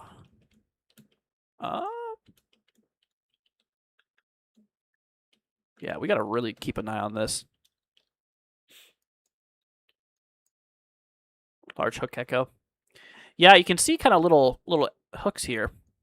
Yeah, there's a couple of them, actually. That's what I was mentioning a minute ago. It's like, this line here, it's like very, what's the word? It's very quick. It just random areas of rotation just popping up out of nowhere. They're fast. They're sneaky. That's the word for it. Those couplets can be very sneaky. They're very quick at developing. Yeah, I mean, whoa, there's some high velocities down here. This is only 75 feet up, and we're seeing velocities of like 46 knots, 48 knots, 49 knots. That's 77 feet up. That is very shallow. That is like some buildings are obviously higher than that.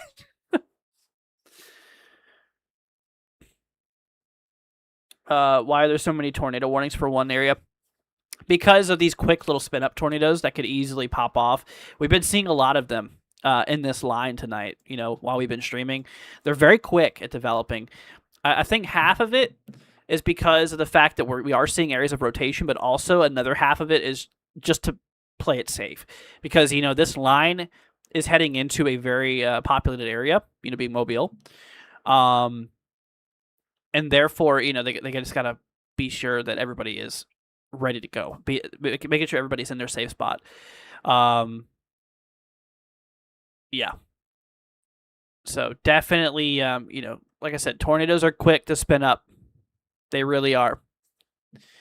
I mean, and like I said, not to mention, not only do we have these tornado warnings in here, for obviously potential tornadoes, but we also have the severe thunderstorm warnings here as well. In this case, we are possibly going to be seeing some damaging wind gusts up to 70 miles per hour, which is definitely very strong. And, that alone can cause some damage, those straight line winds. Is there any rotation for Whitwell, Tennessee? Not right now. No, that's too high up north latitude. Yeah, the environment in Tennessee is not supportive for tornadoes right now. I mean, we can hop back to the meso analysis here. Our conditions, there's not a lot of instability out here. And our photographs, yeah, they're not prime. So no, Tennessee's fine. Just a bit of rain.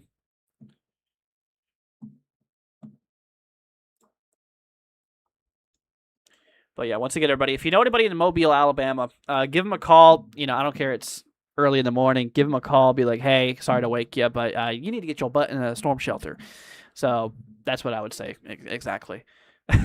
So just be sure to do that. That includes the Mobile, Alabama region. These are I'm going to go ahead and list off the town names inside of the tornado warning itself, or the tornado warnings through southern Alabama. So listen closely. These are all towns in Alabama that are under a tornado warning, meaning you need to seek shelter, okay? Mobile, Alabama. That's a big one. Mobile, Pritchard, Chickasaw, Semmes. Let's see here. Saraland. Let's see, Satsuma, Creola. Let's see, Chanchula, Chastain, Mount Vernon. So those are the areas in the tornado warnings, meaning you need to be in your safe spot now. Now, in addition, we have a lot more areas in the severe thunderstorm warnings for damaging winds up to 70 miles per hour. That includes the areas of Point Cedar. Also, once again, this is southern Alabama. Theodore, Tillman's Corner, Point Cedar, Fairhope, Summerdale, Robertsdale, Loxley, Daphne, I think it is, Spanish Fort, Stapleton, Bay Minette, Stockton, Perdido. I think that's how you say that one. Let's see, Atmore. Let's see, Tenshaw. Let's see here, Chrysler, Huxford, Chickasaw Bluff, or sorry, Choctaw Bluff, Frisco City, and XL. So those areas need to be also indoors, well away from windows, and honestly, I'd recommend being in your safe spot as well because 70-mile-an-hour winds is, like we mentioned, no joke. Haley says, Andrew, Mobile, Alabama doesn't have any tornado sirens. Keep you. They don't have tornado sirens in the Mobile? Really?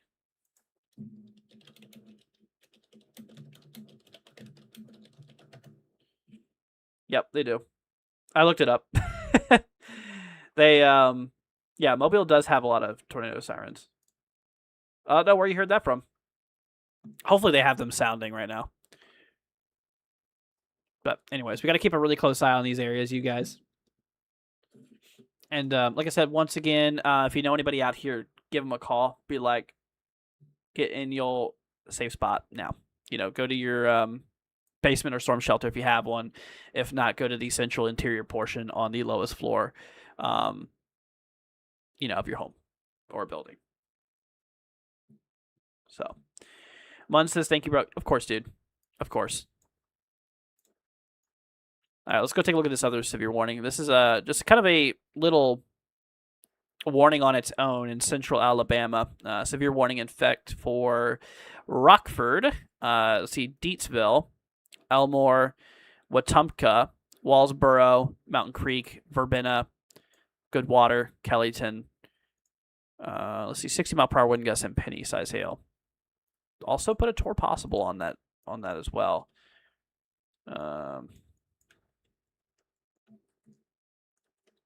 Yeah, we'll keep an eye on it.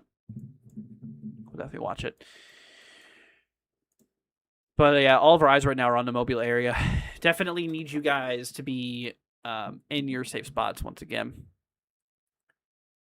Thankfully, we have a radar in Mobile, so it makes things a little bit easier to see what's kind of going on.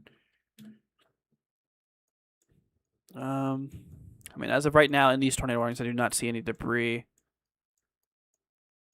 Let's see here. But like we mentioned, guys, these tornadoes can spin up quick. Honestly, it takes a matter of fact of like a single scan that you can get an area of like rotation from nothing. It's crazy. Literally, they're just so sneaky. They really are, and you got to watch them closely. And that's another reason why we have this warning in effect for the Mobile area is because of just how this line has been and how spinny it's been. How much areas of rotation just pop up out of nowhere. The environment's very capable of it. We got great moisture. I mean, literally some of the best moisture you can have in an environment is for these storms. Like I mentioned, dew points in the 70s. That is more than enough moisture needed. I mean, typically for some of even the biggest severe weather events, most of them have those dew points, the surface dew points in the 60s, which that is like pretty good. But 70s, that's even more quantity of water vapor, in the lower atmosphere, which supplies these storms directly. They thrive off of a moisture-filled environment. Which we have, and another big thing is not just moisture, but also like lapse rates, CAPE instability, basically. CAPE is off of lapse rates and moisture content, and just how it's calculated. There's some other things as well that goes into CAPE, calculations and stuff. But anyways, instability, moisture, wind shear, how strong the winds are at certain altitudes. And like we were looking a little bit ago, we hop back and look at the overall environment that these storms are in right now. Looking at the instability, the mixed layer CAPE, this mixed layer convective available potential energy is, the potential energy dispersed throughout the atmosphere, not specifically one layer. What I mean by one layer is just one flat plane of a certain altitude. This is mixed through the atmosphere. So having 1,300 joules per kilogram is a good amount of instability. Effective shear over 56 knots, high shear environment. Given our our SQT plot here, you can see the red being the temperature line, the green being the dew point line, and the pressure altitude reference on the left panel, and in our wind barbs showing wind speed, wind direction at certain altitudes. But there's a lot of instability. There's that mixed layer CAPE you can see dispersed well throughout the atmosphere. Good amount of instability is present. Great amount of lower level moisture. The storms get the moisture from the surface typically. Because the lower levels hold more water vapor than any other level of the atmosphere. So these surface dew points are very important for moisture content within the storms. Because as you got that, one thing before I say this is that warmer air holds more moisture than colder air, and the fact that you get a lot of warm air that's holding a lot of capacity of water vapor and moisture essentially. But as that warm air goes into a colder environment, colder air can't hold as much moisture, and all that warm air that's rising, the moisture doesn't just disappear; it's got to go somewhere. So at that point, humidity starts increasing. You're getting closer to your to the saturation limit, basically, where your dew point touches your temperature, and at that point, humidity would be 100%. But basically, the warm air that's rising into the colder environment cannot hold that moisture anymore, and we get a transformation from gas, water vapor, turning into liquid water droplets. I'm trying not to make this confusing, but it's very important, and that's why moisture is very important for storms here. I mean, it's really the fuel for storms is the moisture. Anyways, Seahawks says, "Hi, Andrew. What's up? Good to see you, my friend. Hope you are doing well." But anyways, enough of that nonsense. I don't want to get too much into it, but anyways, we do have tornado warnings in effect for the Mobile, Alabama region. So make sure you guys are in your safe spots out there. This includes, Chickasaw area, Mobile. We also do have, let's see here, Saraland, maybe. See Satsuma, Creola, Chastain, Mount Vernon. So yeah, you guys need to be in your safe spots. And like we mentioned, also we have the severe thunderstorm warnings in effect here as well for damaging winds expected to be up to 70 miles per hour. So, on top of the tornadoes, we also have a pretty significant amount of straight line wind damage potential, given these lines here rolling through the Mobile area. So, like we mentioned before, to our friends well ahead of the line, this includes some areas like Panama City, Fort Walton Beach area, Pensacola, Geneva, Dothan, Alabama. These areas really would not be a bad idea to go and bring in any loose outdoor furniture or any plants or anything like that that's loose outside. Would be heavily recommended that you bring it indoors, just at least until the front passes. Once the front passes, once you get that main line of storms, at that point, your severe weather threat pretty much goes out the window, because what's essentially happening is we're starting to introduce some more stable air onto the backside of the line here. And by doing so, this is actually, just stabilizing the atmosphere. Your lapse rates weaken.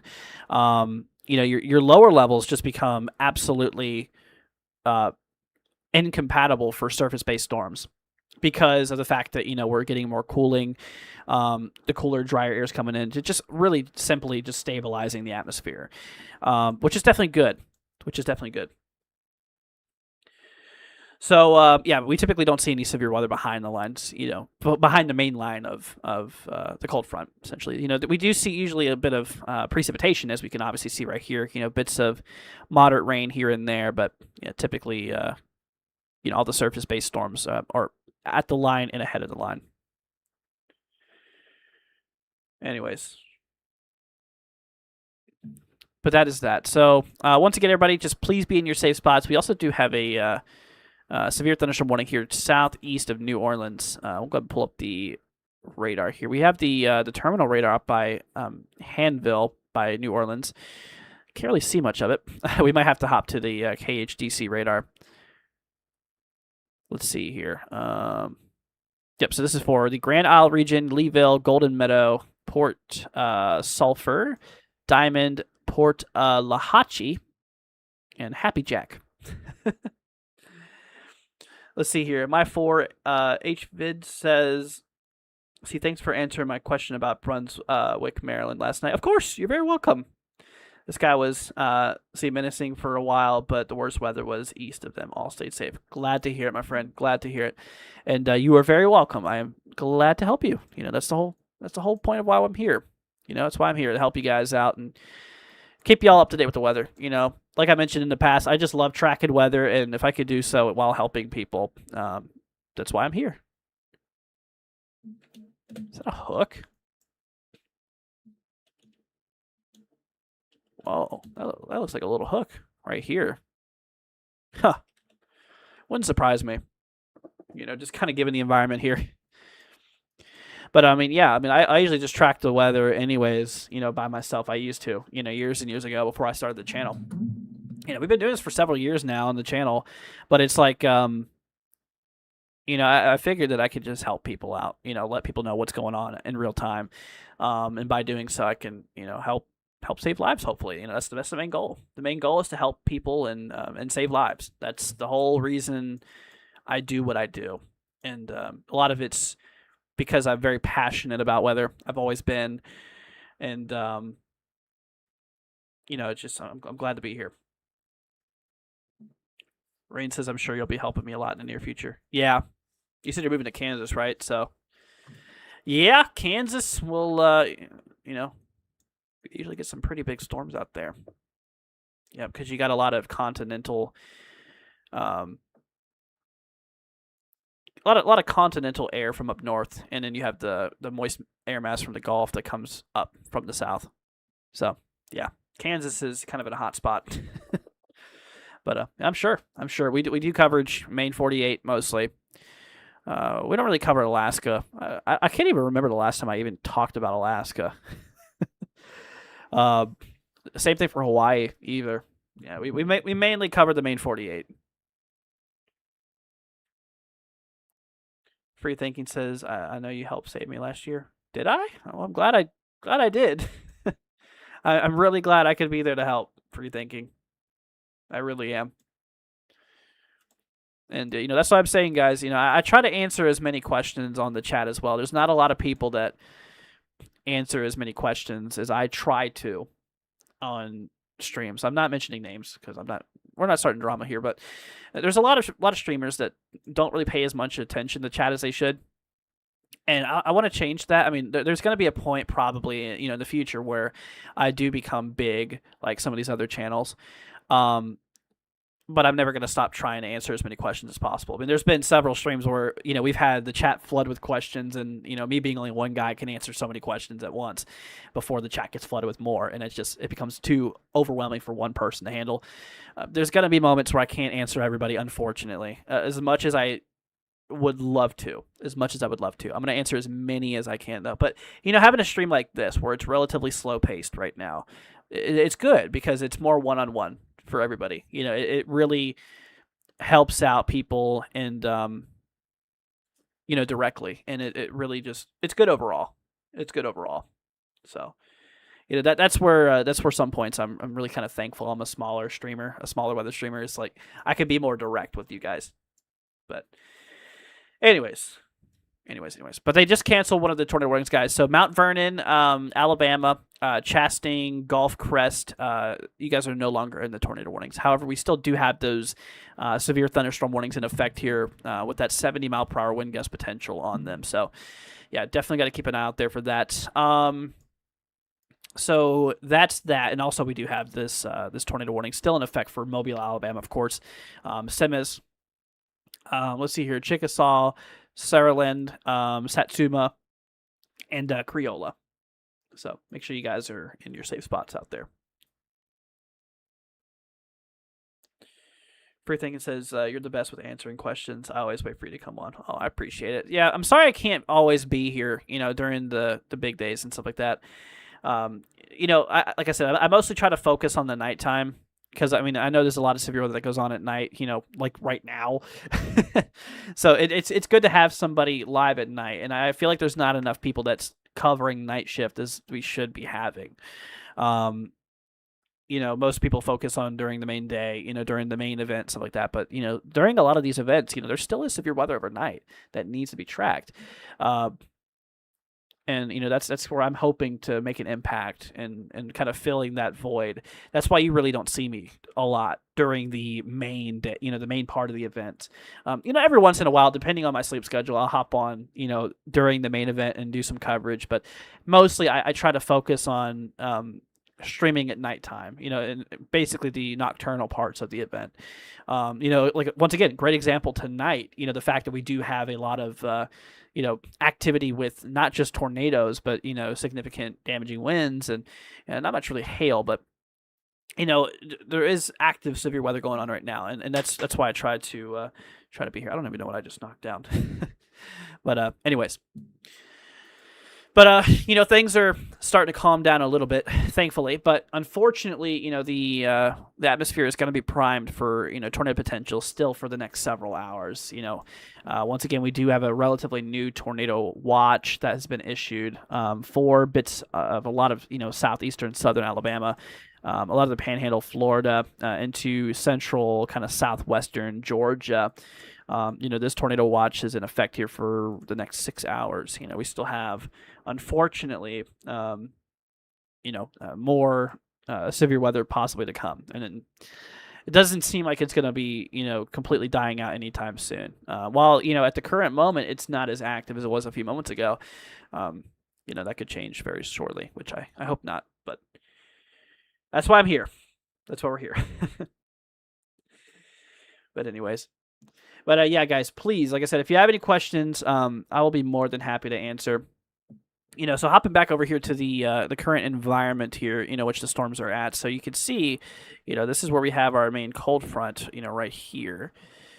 So, like I mentioned before, once this cold front passes you, this main line, the shot for severe weather pretty much goes out the window because we start to see a lot more stable air building its way into the region. A lot more cooler, drier air is starting to push through. So these areas, behind the line are pretty much done with severe weather potential. And then, of course, you got the areas here that are, ahead of the line, in the warm sector, these areas where potential still exists. So, yeah, that's definitely something to look out for. So once the line passes through, then you should be pretty much good to go in terms of severe weather. But we do still have a decent amount of instability ahead of the line here. Pretty good wind shear. Basically what I mean by wind shear is just how strong the winds are, what direction the winds are flowing in throughout the atmosphere. So that's what pretty much wind shear is. But yeah, so pretty much what's going on here is, you got the colder, drier air coming in from the backside, stabilizing the environment. And ahead, you have a lot of that warm and moisture-filled air, coming up from the south. Knowing that the air is coming from the Gulf, the Gulf obviously is a big body of water. And as the sun beats down on the water, it evaporates some of the water, turns it from liquid water into water vapor, which gets collected into the air.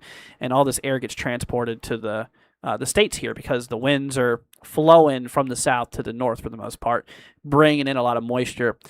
And that really increases our dew points, making our lower moisture levels rich, and which is very important for these storms like we talked about. Those lower levels being really warm, and as that warm air lifts into the cooler environment above, that cooler air can no longer hold the amount of moisture that the warm air rising can hold. Therefore, your tank becomes full, because warmer air, like I mentioned, has a higher capacity of moisture content than cooler air. Think of it as an oxygen tank, or just any tank in general. There's a bigger tank for warmer air, smaller tank for colder air, and the percentage of humidity is how close the tank is to being at full capacity, in which at the point where we reach that, the air can't hold any more water vapor and it condenses back into to water droplets. So, Anyways, I'm not trying to make anything too confusing. And I know it's 1 in the morning. A lot of you guys just want a general weather update, but sometimes you got to kind of just explain some things. You got to kind of show people why why this is happening and show you guys basically why it's happening. So very very important sometimes just to add some bits and pieces. It's just a bunch of puzzle pieces, and putting them together. It's it's pretty cool. Once you get like a big mental model of how everything works, it's really neat. Free Thinking coming in with a $5 super chat. Thank you so much, Free Thinking. Appreciate it, my friend. One thing I want to say, Free Thinking, is seriously thank you so much for all the kind love and support lately. With all the super chats over the last several streams. Seriously, it means the world to me. It really helps me out a ton. I just want to say personally, once again, thank you so much for all the support. You definitely have helped me out a lot. But anyways, so you said, can I please check on the wind speed for me, please? Absolutely. Do you want me to look at current wind speeds, future wind speeds, or both? Because I can do anything you want me to look at. Absolutely.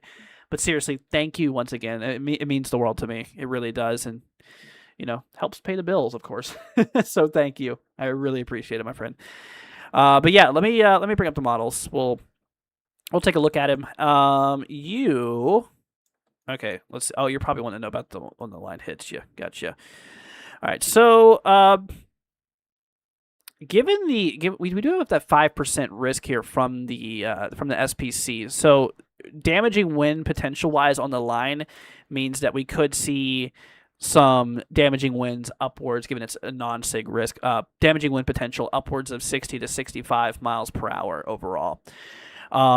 So max potential in the line of damaging storms, max wind gusts, what the winds could peak to, would likely be up to 60 to 65.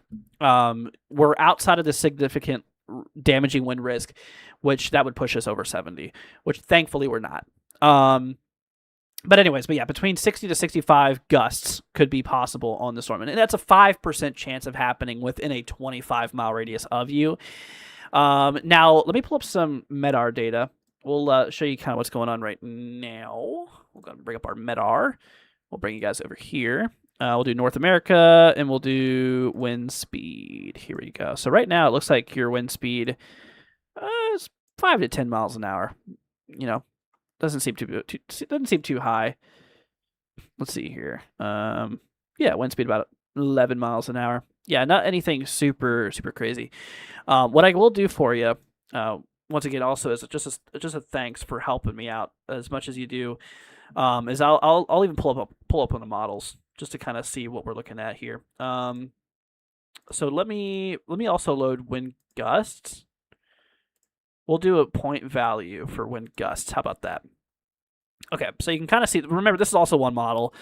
So the way that it looks as we continue overnight, it looks like the winds will increase. Just before the line hits, it looks like we could see some gusts upwards of 20 to 30 miles an hour. Sustained, constant winds at about 10 meters or 30 feet would be about 10 miles per hour. But yeah, as we go up into, just before the event here, this is roughly 7 a.m. before the line hits you. We could see some gusts upwards of about 30 miles per hour or so. Now, there could be some, points within the storm that we could see, once again, maybe some gusts upwards of 60 to 65 if it was severe, that's a new one, severe.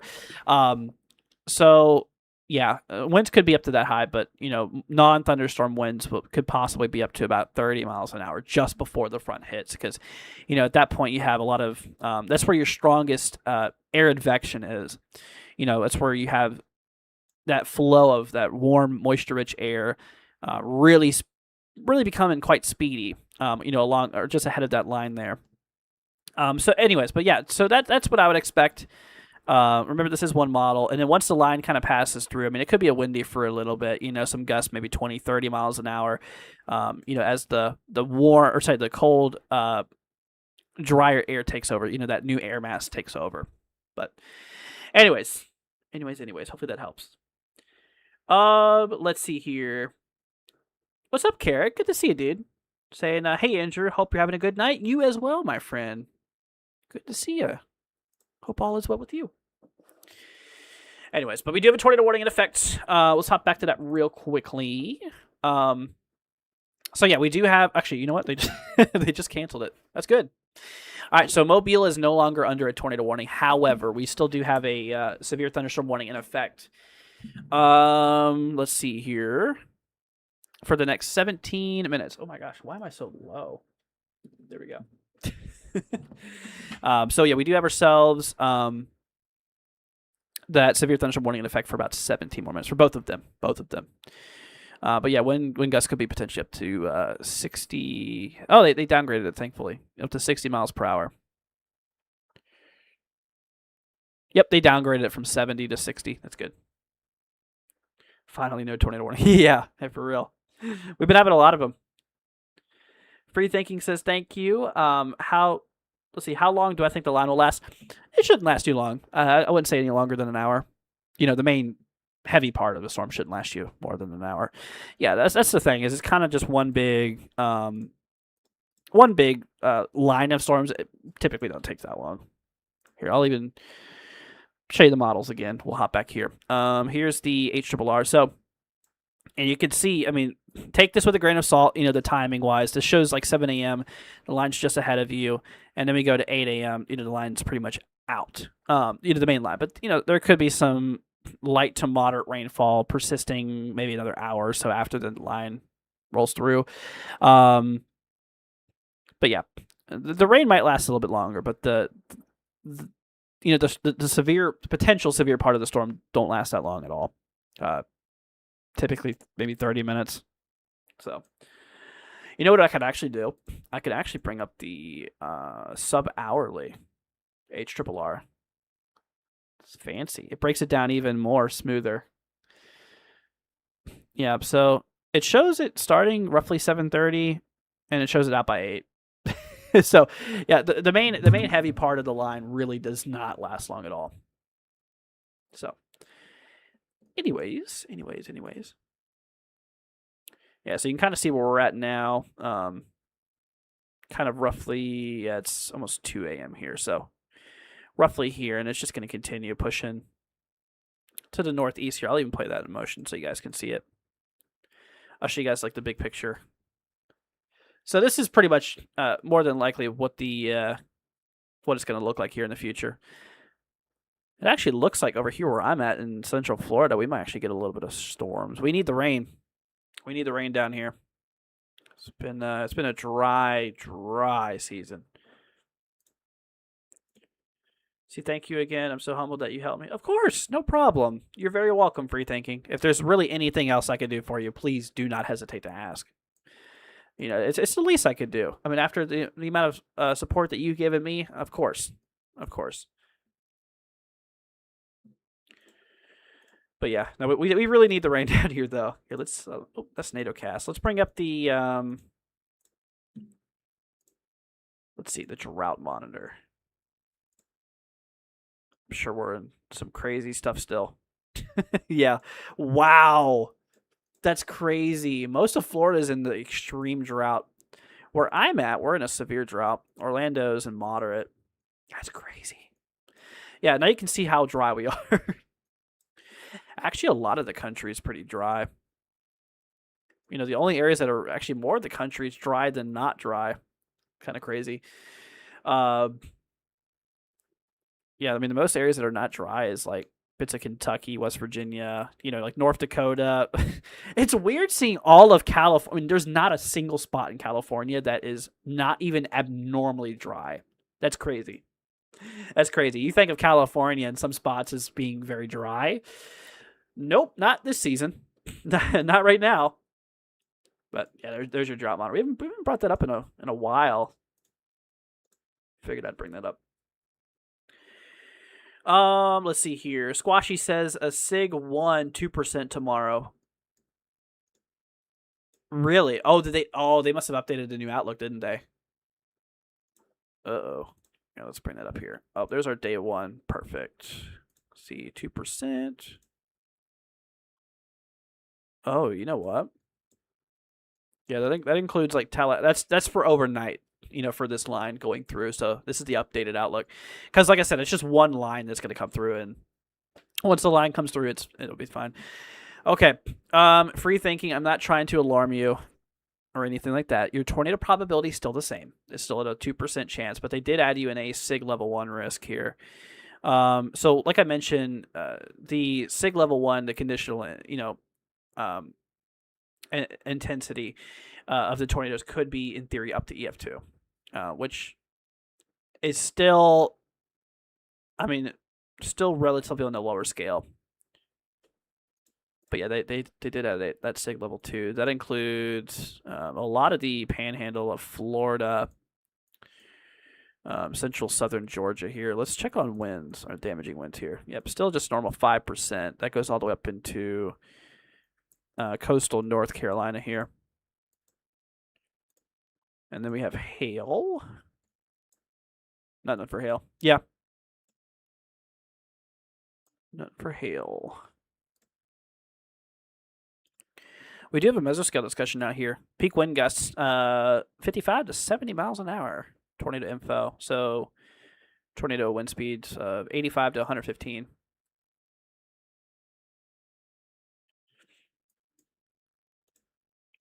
Let's see here. Yep, there's your new outlook. Let's see, what about day 2? Got a thunderstorm risk in southern Florida, and then the rest of the country looks pretty good. Here, I wanna bring up the models again. Since we don't have any tornado warnings or anything like that right now, I do want to bring up the long range models for a moment. Like we'll pull up the GFS here. Let's see. We'll do most unstable Cape. Okay, so then we have the next system that comes through. Yep, so this is for Sunday. So what's today? Today is what? Today Wednesday? It's Thursday now, right? Yeah, today's Thursday. Okay. So this is coming up on Sunday. Maybe I should change scenes over here. So next Sunday, it seems like we're going to have a bit of instability that builds into the country again. Doesn't seem as unstable yet, but this is global model support. This is still a little ways away out. Not super far out though. About 100 hours or so. Looking at our dew points, let's check out our moisture content here. Let's see. Let me load my custom map here. There we go. Not as much moisture advection, especially for like the Ohio Valley. The moisture content, dew points in the 50s, kind of low. But down towards the south, this could be a bit of a coastal severe weather threat coming up for Sunday. Yet again, another big cold front you could see. Look at that. Another cold, cooler, drier air mass rolling through. Wow, man. That's going to be a big one. Look at that. That's just like, tell me where the cold front is. kind of obvious. But yeah, you got that drier, cooler air mass back here, and then you have that warm, moisture-filled air mass up here. Classic system. You got your low spinning counterclockwise. You got that warm air advection, that warm moisture-filled air piling up into the country, supplying a lot of moisture. And then you got the cooler, drier air being dragged down from up north. And then you got the boundary, which there's your cold front right there. Oh, I could have probably drew that better. I can't draw a straight line for nothing. There we go. That's better. There you go. Possible unwarned tornado south of Mobile. Really? Where do you see this at? You said south of Mobile. How far south are we talking? Is it still in the severe warning? Also, what radar are you using? Are you using KMOB or KEVX? I'm assuming KMOB. Huh. Free Thinking says, should I go in the basement? See, I'm trying to have faith. I've been working Oh, that's so hard. I can't sleep when I know this is going on. I have family that always thinks I'm overreacting. They get upset when I wake them to go in the basement. SMH. Um, no, I mean there's nothing wrong with you. Just being wanting to be weather aware and weather prepared. Of course, there's nothing wrong with that at all. Um, and I'm actually proud of you for doing that and for taking it seriously because there's a lot of people who don't, as much as they need to. Now, for this particular event, if it was up to me, I would not because it is a relatively low end tornado threat. I mean, the odds of you getting even a tornado warning are pretty low. Yet alone it being confirmed is also pretty darn low. Honestly, I wouldn't worry about it really. I mean, it's a low end tornado threat. It's not going to be a big outbreak or anything like that. I think you're going to be more than fine. I really do.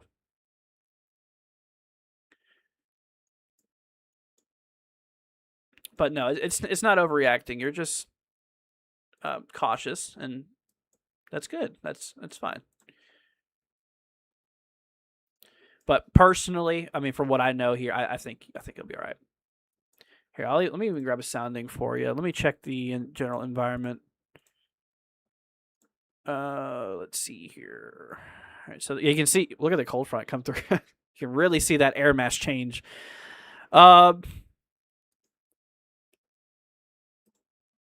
Let me get a sounding here. Honestly, our Hodo is mostly linear. See how the hodograph is kind of like straight? So that's a lot of speed shear. We mentioned this earlier. Basically, the winds are flowing relatively in the same direction. You can see, from the ground to the upper levels.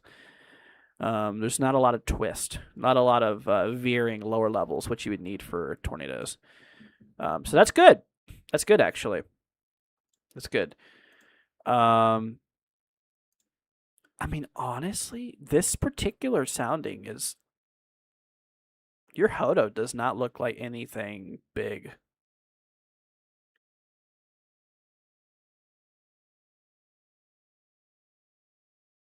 SRH gets up to 215 just before the front, which is fairly low. I mean, not anything significant. Usually. Yeah, I mean, this particular environment here, I mean, it has good moisture, it has good instability, good wind shear. Honestly, I think your main concern would just be some gusty winds. Honestly. The odds of you having a tornado, I think, is pretty darn low. So. Squashy says, see now possible water spout using K-Mob. Gotcha. Here, let's hop back over here for a minute.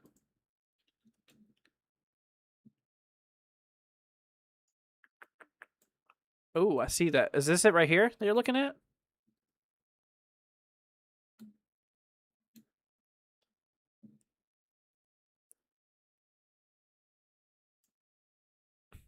Yeah, we'll keep an eye on it. Those twisties are those water spouts can happen fast. Because what's happening here is that the water spouts, there's like no lower level disruptions. Because then you have the terrain, which adds like friction almost. I guess that's the best way I can explain it. As air rolls over terrain, it buckles and there's friction in the lower levels. But given that the water is flat and calm, it's just a flat plane, which can actually enhance inflow and stuff like that. Free Thinking says, "Thank you, Andrew. You're making me cry." Oh, don't cry. Don't cry. It's okay. So I had to take your advice and got to know weather radio last year. Good. Yeah, they're really useful. They're very useful. So I have it on now. Thank you for everything. You are very welcome. You're very welcome, Free Thinking. No problem. I got you. Yeah, so Free Thinking, do you have it set to your specific county only, or do you have it for all alerts? Because there is some that you can get. I have one. I don't know if you have the exact one. It's called a WR120. I have a lot of these things. When I was younger, I used to collect these things. I don't know why, but it's like this. These are WR120s. They look like that. So if you have this particular model, you can actually program it specifically for your own county. That way you don't have to hear the other warnings go off and let it worry you. You can have it only go off for your specific county. It looks like there was a brief small CC drop when it was on land. It only lasted one scan. Let's see. Yeah, you know what? That is likely a little water spout.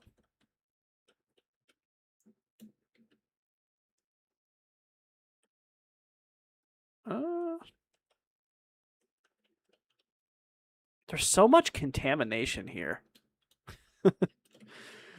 Yeah.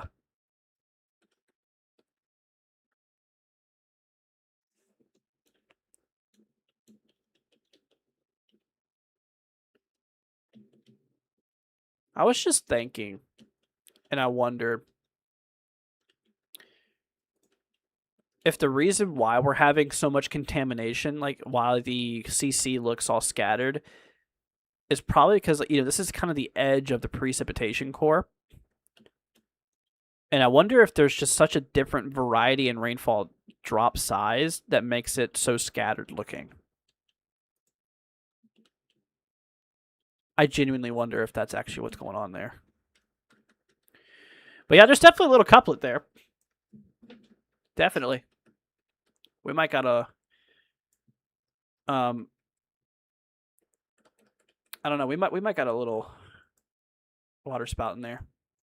We did get a new severe warning for southern Alabama, which this includes Bruton, Riverview, Castleberry, Range, Repton, Evergreen, Burnt Corn. What? There's a town called Burnt Corn. What? Burnt Corn. There is literally a town in Alabama called Burnt Corn. What? I'm sorry. I gotta make the light out of a dark situation, but why is there a town literally called Burnt Corn? Did they look at Burnt Corn and like, I don't know what to name this town. We'll just call it Burnt Corn. Dude, that's weird. I've seen some funky names, but that's a new one. That's a different level of funky. What's up, Just? Good to see ya. Saying, let's see. Hi, I'm back again. It's kind of windy where I'm at. I don't like the wind. That's fair. It's probably not that bad at all. Well, Just, if you want me to look at a zip code or anything near you, I could look at it and let you know what's going on out there if you want to. Let's see here. Not here, all the way to the Peachtree County. I don't know how to set it just for my area. I guess I better learn. It's very loud. I know that. It scared me to death one night. Oh well. It'll do that. Okay. Maybe I'll tell you what. Shoot, I don't know where I put mine at.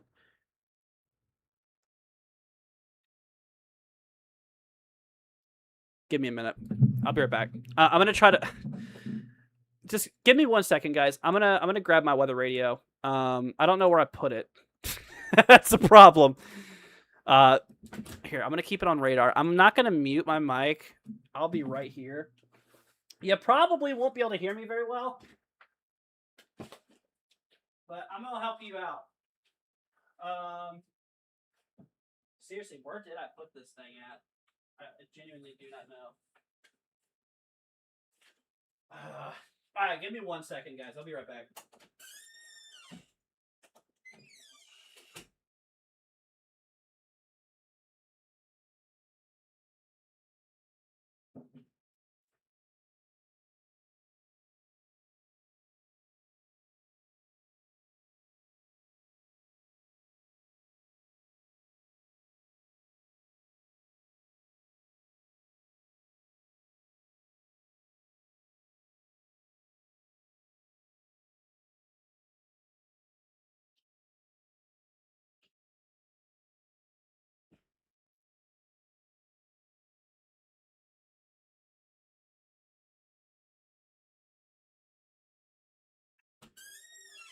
All right, so I found my radio.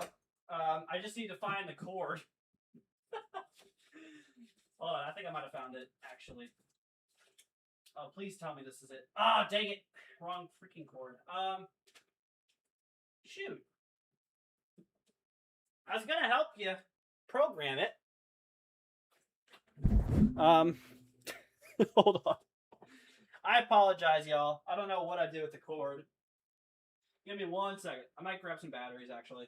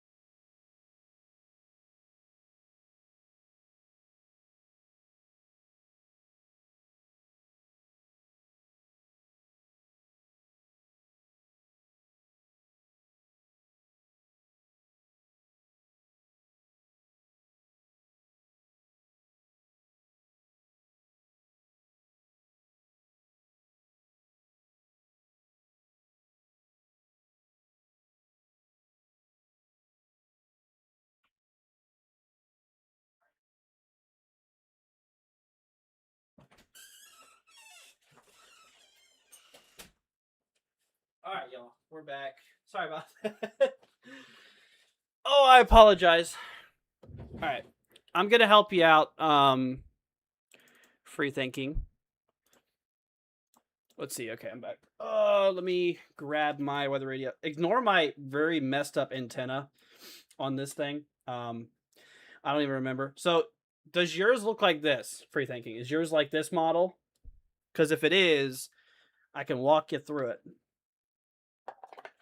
You know, we only have a couple severe thunderstorm warnings, so I can do this. I hope this one still works, man. I haven't plugged this thing or used this thing in ages. All right. Let's see here. I gotta remember how to do it. So you need a FIPS code. I think actually the modern ones have them programmed in. Hold on. Let's figure this out. Okay. I apologize for all the beeping, guys. I'm trying to help out free thinking. Free thinking. Do you have yours with you right now? Let's see, my bad. CC was from another rotation in Alabama. A few percent. Oh, okay. I got you. Got you. All right. Anyways, but yeah, real quickly, y'all, we do have a couple of severe warnings right now. We have one in southern Alabama for Brewton, Castleberry, Evergreen, Repton, Monroeville, Frisco City, and Georgiana. No, but show me if you can. I'll probably figure it out. Yes, I do. Okay, so go to menu. You should scroll down till you see set location. So let me turn on the light so you can probably see this. Okay. So go down. I don't think I can see it and do it at the same time. Once again, I apologize for the beeping, y'all. I'm trying to help you out here. All right, so go to menu and then go down to set location. So it's like this. You should see a menu thing that says, oh, see, you can't even see that. Well, it says set location, okay? So go to set location, click select. You should see an option that says either single, multiple, or any. Change that to single, okay? So then you click select, and then it will bring you to this option. For me, I'm in Polk County, Florida, so I have mine set to Polk, right? So for you, you're going to want to go to that, hit select, hit USA, and then go to your state. You should see a state list. You go all the way down. You'd be in Georgia. Let's see here. So then you'd set your state to Georgia. Let's see here. I need to go back here real quickly. So single. Okay, then you go to Georgia. And then you go to your county name. It should say that after that. Let's see here. Hold on. I'm trying to fix this one. Mine's actually being stupid. Select. Back. Like I said, guys, I apologize for all the beeping and stuff. I'm just trying to help out and show you guys how to set this to. Maybe I'll just make a video on it one day. Maybe that'll be easy. I could probably do that. But yeah, set location, single. Then you select USA. Then you go down to your state. Click on. I'm gonna cover the beeper so you guys don't have to hear this stupid noise. So okay, so then you click Georgia. And then just scroll down to your county, and then you hit select, and then you go back to menu, and it should be that. So that's that. That's how you do that. If you need any more help on it, tell me, and I'll make a special video for you, and I'll explain how you do it in a video. Maybe because I'll set up my camera, you can actually see the thing. I'm gonna put my mic topper. The stupid mic top thing keeps falling off my mic. I'm about to glue it. But anyways, hopefully that helps for thinking. But yeah, you can set it to your specific county, and which definitely be useful, because then you don't have to hear about the other warnings and stuff like that. And see, thank you, that was easy. I got it. Good. Yep. So single, USA, your state, your county, select menu. You're good. So now you'll only receive warnings for your specific county. So if there's warnings nearby, and you get them, then, or if there's warnings nearby, you won't get them, but only ones that will impact your county. So, anyways, let's see here. But I guess I believe kind of Portland, Oregon, not exactly, but not comfortable sharing where I live. I'm really at. Oh, that's fair. That's fair. Just honestly, that is totally okay. So yeah, you're up in Oregon. Yeah, then you're not getting any of the severe weather. No, but you're good. It's all right. You don't have to. But anyways, all right, let's hop back over here to the warnings here. So we do have 2 severe thunderstorm warnings right now, like we mentioned. Thankfully, the tornado warnings are gone. Knock on wood for now. But that does include the Brewton area, Evergreen, Monroeville, Frisco City, Repton. This is for 60-mile-per-hour wind gusts here. Also, hail up to penny size, which, like I said, penny size hail ain't much of anything to worry about. Unless it's like 90-mile-an-hour winds, and it wouldn't feel very good. You shouldn't be outside in that anyways. We also got another warning up here for the east central side of Alabama for Alexander City. Actually, a line's getting ready to impact Alexander City. Let's see, we have Kellyton, Rockford, Goodwater, Goldville, New Site, Jackson's Gap, Dadeville, and Daviston. 60-mile-an-hour winds as well. And yeah, so these are just normal severe warnings here. Yeah, so things have calmed down for now, thankfully. But like I mentioned, we still have that tornado watch for the next 5 to 6 hours. So we still got a little bit of time here. So we'll be hanging around. Let's see. I know, I just really hate wind. Thank you, Andrew. Of course, no problem.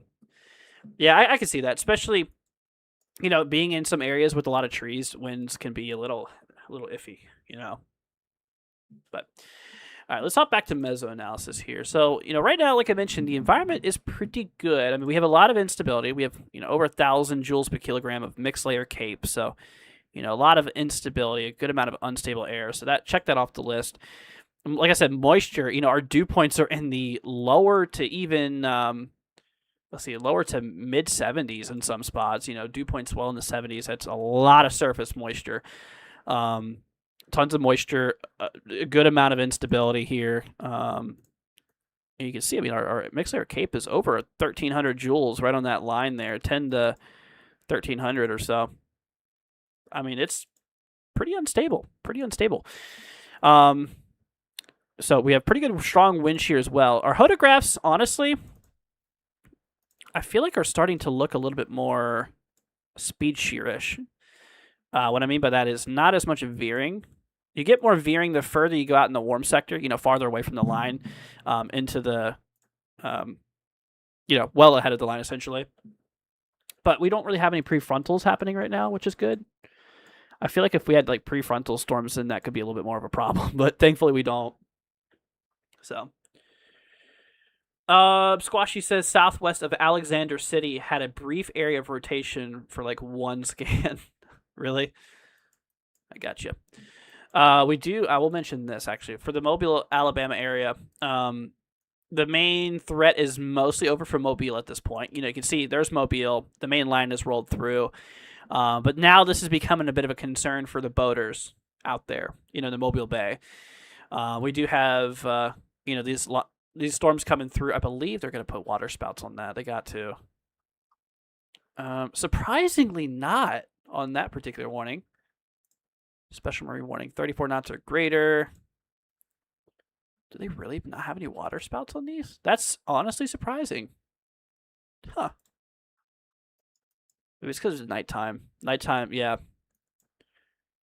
Anyways, but still, is a bit of a concern for gusty winds and stuff. But by the way, guys, if y'all have any questions, do not hesitate to ask. We are happy to help you guys with any questions y'all might have. If you're wondering if you're in the line of any severe weather, or if you just want an update on what's going on, let me know. If there's anything specific you want me to look at as well, just don't hesitate to ask. But like I said, you know, back over here to the meso analysis, you know, what's going on at the moment. So we do have a lot of instability, you know, a good amount of, you know, unstable air. Got some nice lapse rates and stuff like that going on right now. So we have a lot of instability, good amount of moisture. Now, looking at our lower level wind shear, so this is our winds at 850 millibar height, which that would be 4,000 to 6,000 feet, I believe. Our winds are about 30, 35 knots, and they're parallel to the line itself. And what I mean by that is, you know, you have the main line. This is your cold front right here. And about 4,000 to 6,000 feet, the winds are pretty much parallel to the line itself. Now, as you go up in altitude, we'll go up to 700 millibar height. So this is about 10,000 feet up. You know, the wind direction actually changes a little bit to the north. So, you know, the winds as you go up in altitude are not only increasing in wind speed, but they're also changing direction slightly. And by doing so, this is creating a little bit of spin potential in the environment. Then you have the long line of storms that comes through, and you know, definitely could allow for some spin up tornadoes and stuff like that to occur. So the kinematics are there, decent wind shear. Our helicity. Okay, we'll pull up our effective inflow layer helicity. Honestly, really isn't that super high. Here, maybe we'll do a lower level. We'll do surface to 1 kilometer, maybe. Yeah. Actually, you know what? We'll do surface to 3 kilometers. There we go. Wait, I was about to say it looks a little different. We're looking at something else. There we go. Surface to 3 kilometer SRH, about 200. That's ahead of the line though. Yeah, like I said, just thankfully we don't have any prefrontals on this particular line right now, because yeah, I feel like the environment would be a lot more nasty if we were ahead. So, I mean, Hodograph's more curvy. We got more veering wind shear. Still some good instability and stuff. Anyways, all right, let's hop back over here to the radar. So here's the current view. You know, like I said, right now we just got a handful of severe warnings and quite a few special marine warnings off of Louisiana's east coast and off the Mobile Bay area. But you know, this line it is tracking eastward, and it is going to be heading into Florida very soon. Actually, it's already starting to head into Florida now. So we definitely need to keep an eye on it. And you know, hopping back over here, like I mentioned, we do have this tornado watch in effect for the next 6 hours. So this does include the panhandle of Florida here, you know, central and western panhandle of Florida, you know, southeastern Alabama, central and southwestern Georgia. This is a tornado watch that will remain in effect for the next 6 hours. And like I said, what I mean by that and what the tornado watch means is that, you know, the environment will be capable of producing tornadoes, you know, from the storms that roll through. But it does not mean that there's an immediate danger for a tornado. Now, if there was a tornado warning at that point, that means that there is either a tornado on the ground or occurring, or one is expected to develop shortly. So that's the big difference between a tornado watch and a tornado warning. Now, the watch is in effect for the next 6 hours, basically telling everybody in these areas just to watch out because tornadoes can potentially occur in this environment here, which we've already seen it tonight. I understand the PTSD from storms. I was hit by an EF2 in 2020, traumatized me for like a year. Let's see, it could be like the smallest storm, and I'd freak out. Wow, I'm glad you're okay, Squashy. That must have been scary. On top of that, a few years earlier, I had a house fire with the wow. That's crazy. I'm glad you're okay, Squashy. Seriously, that's crazy. I'm glad you're okay. But yeah, we have a couple of severe warnings. We actually have some damage reports coming through. Multiple trees down. This is in Clark County, Alabama. Multiple trees down in Clark County, blocking lanes. West of Grove Hill, we have multiple trees down as well. Traffic reports debris blocking westbound lanes on US 84 before the Mississippi state line near Isney. Wow. Yeah, so, on top of, the tornado potential that we're looking at for tonight, but, like I mentioned here, it's, we also have that straight line wind damage concern. Like I mentioned before, this would actually be a really good idea for you guys if y'all are ahead, of this line. We'll hop back to the risk and where the line is at now. You can kind of see right now where it's at, so you can see the line here. So the thing is obviously, if you're ahead of this line here, I would highly recommend, that you bring in anything that's loose outside. If you have any lawn furniture, stuff that could easily get blown away, I would heavily recommend that you go outside. If you're right on the line and if the line's about to hit you, ignore it. Just go, at that point, go to indoors and away from windows. If you're right up on the line. But, ahead of the line here, a good little ways before you get the line, I'd recommend if you could bring anything that's loose outside indoors. I know around this time people are starting to get a lot of plants, patio furniture is out there, stuff like that. I would recommend either tying up the patio furniture quickly or just bringing it inside for a little bit, just until the line passes, because by doing so, that actually not only lowers the risk of you damaging your own property, but also lowers the risk of damage to other people's property, because if you have a straight line wind event like this, it could actually really increase those winds, say could lift some patio furniture airborne, given how strong these wind gusts could be, and could even throw them into neighbors' yards or whatever. It could cause some problems. So that's what I would recommend, is that you essentially, if you're well ahead of the line here, I would recommend that you bring in anything loose indoors. So that is one set of advice that I want to give you guys, and what I would heavily recommend that you guys do. But that's that. Let's see here.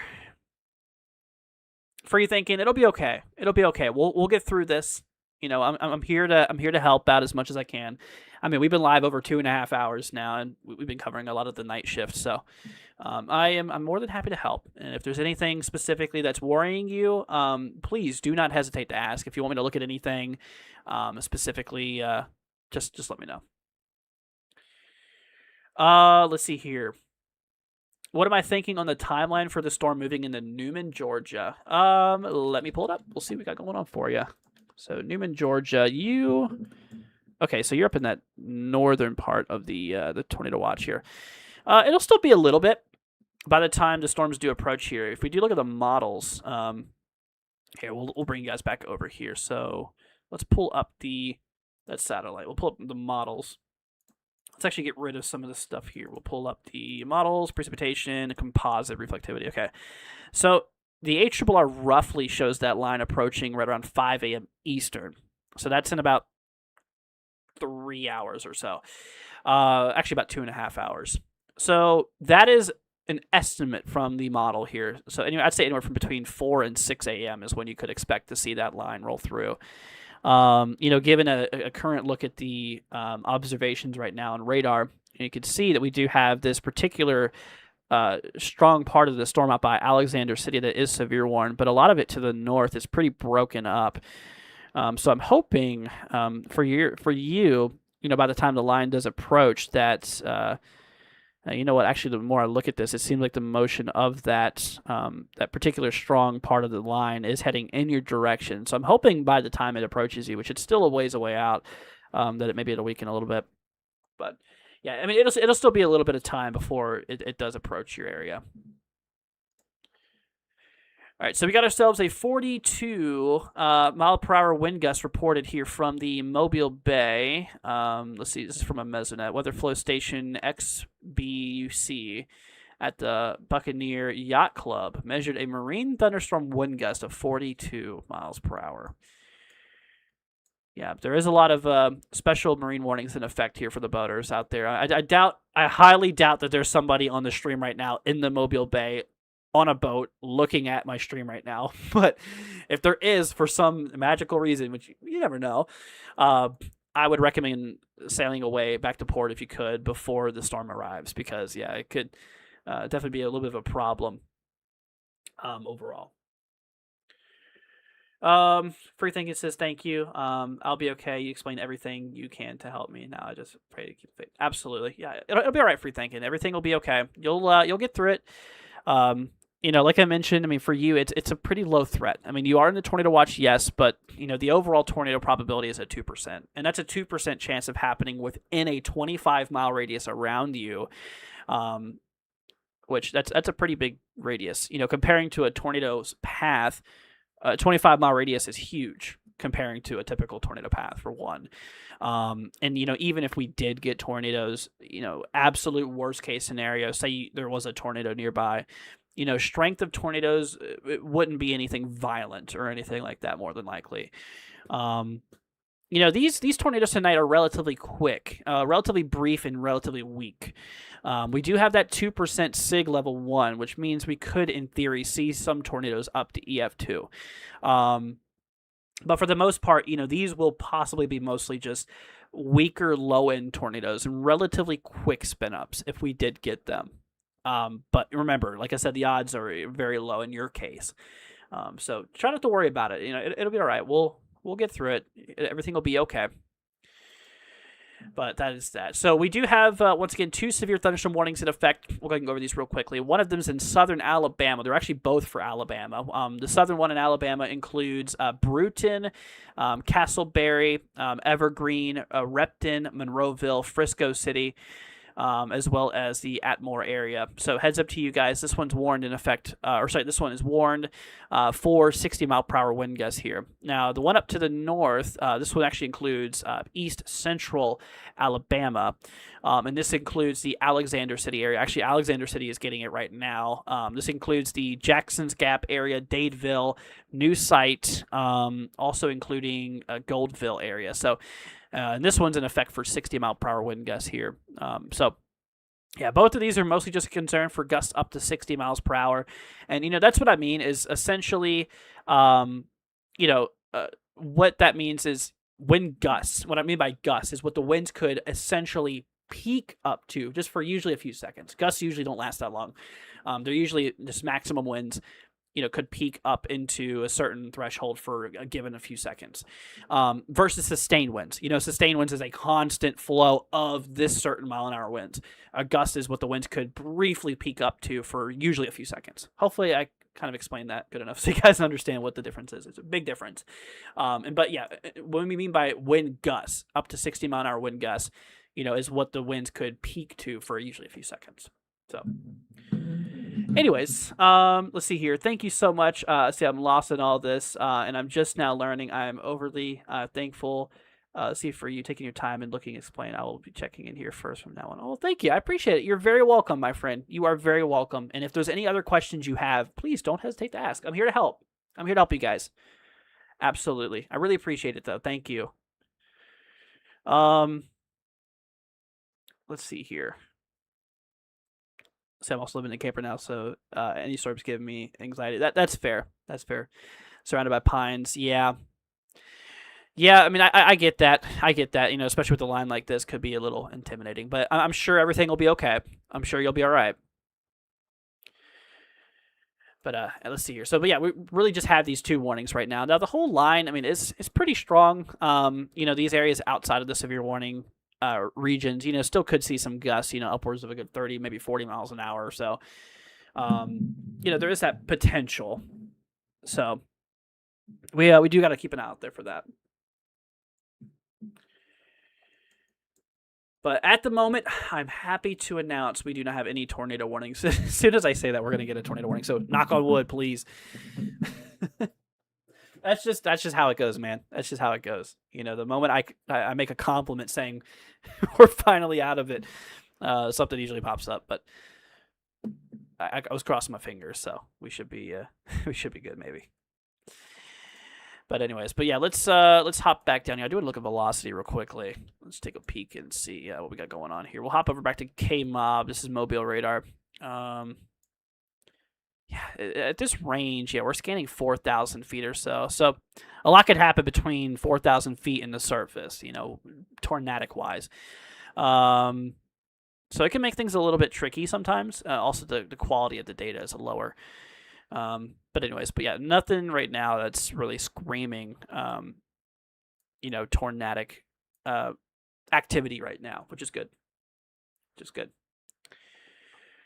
But let's hop over to Sat View. We haven't done that in a minute. Hop over back to the satellite imagery. I'm going to go ahead and get rid of these lower thresholds here. There we go. I like to do this so you can kind of see where the deepest convection is. So there you go.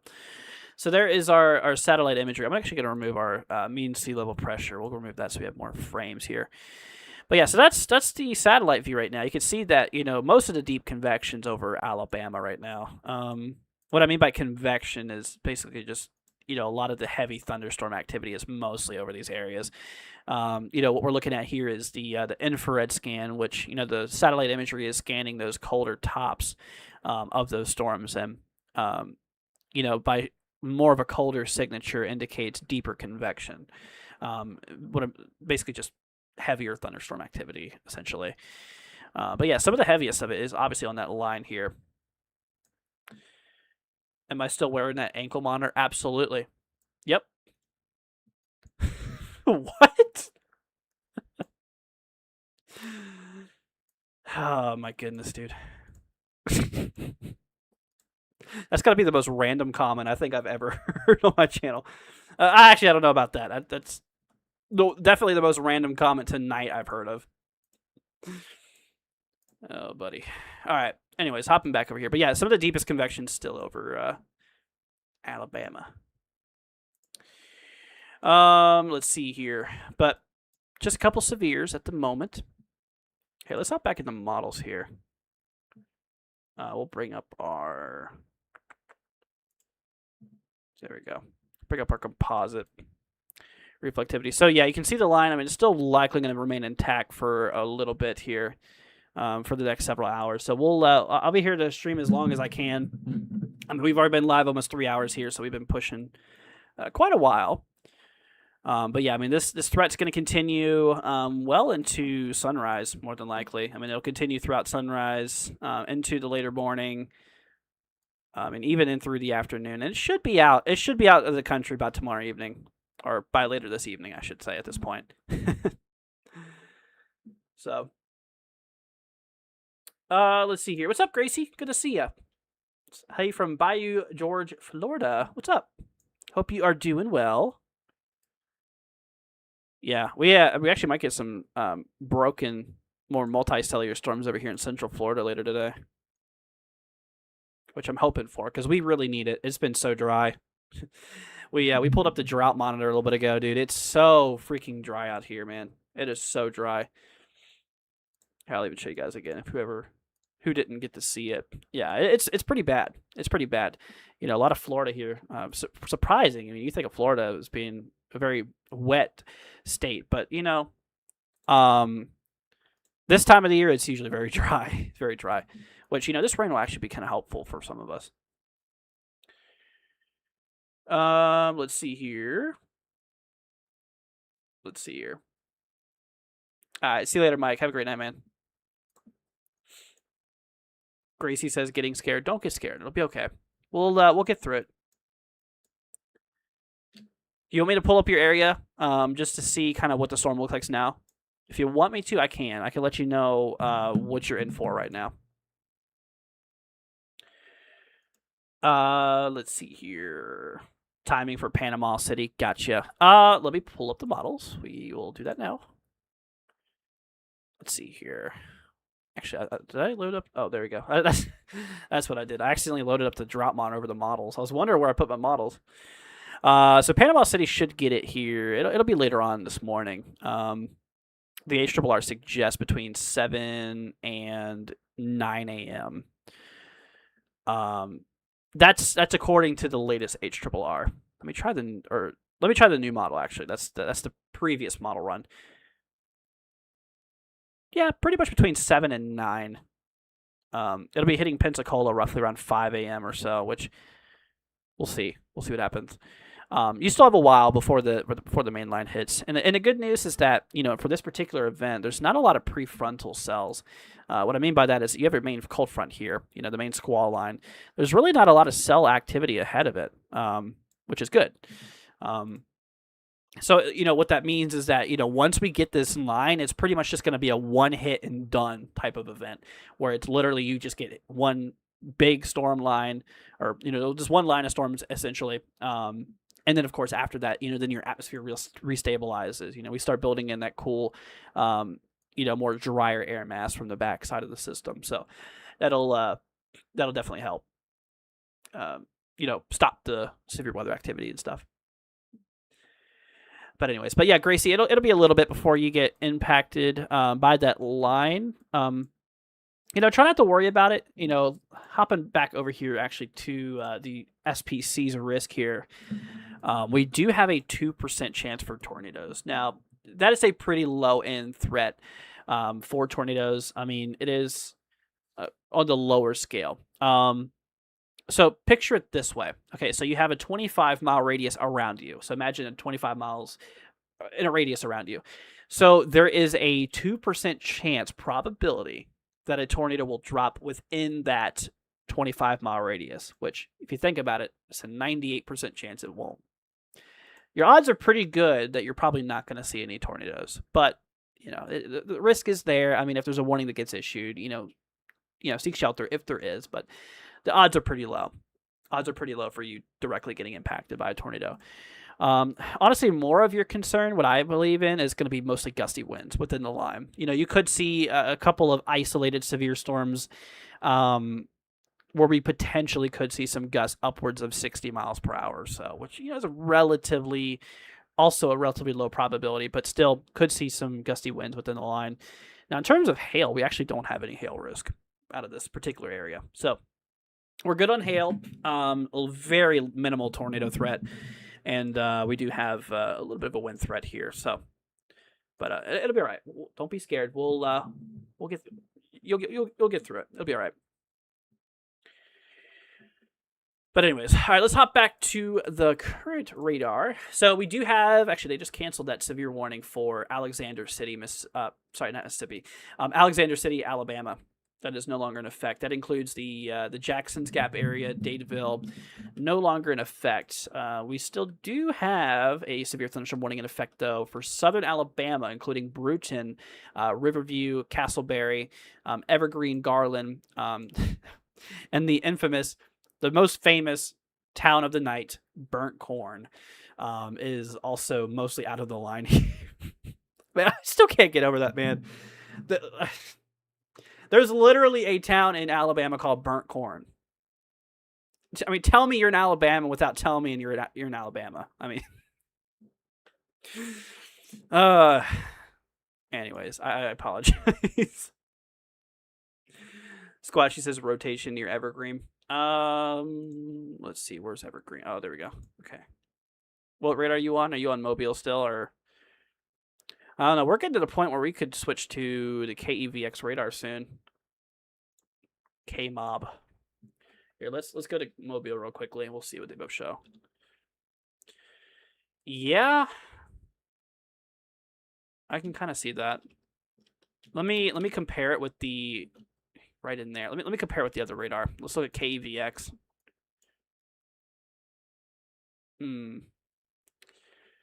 Of course, we have some RF in the way.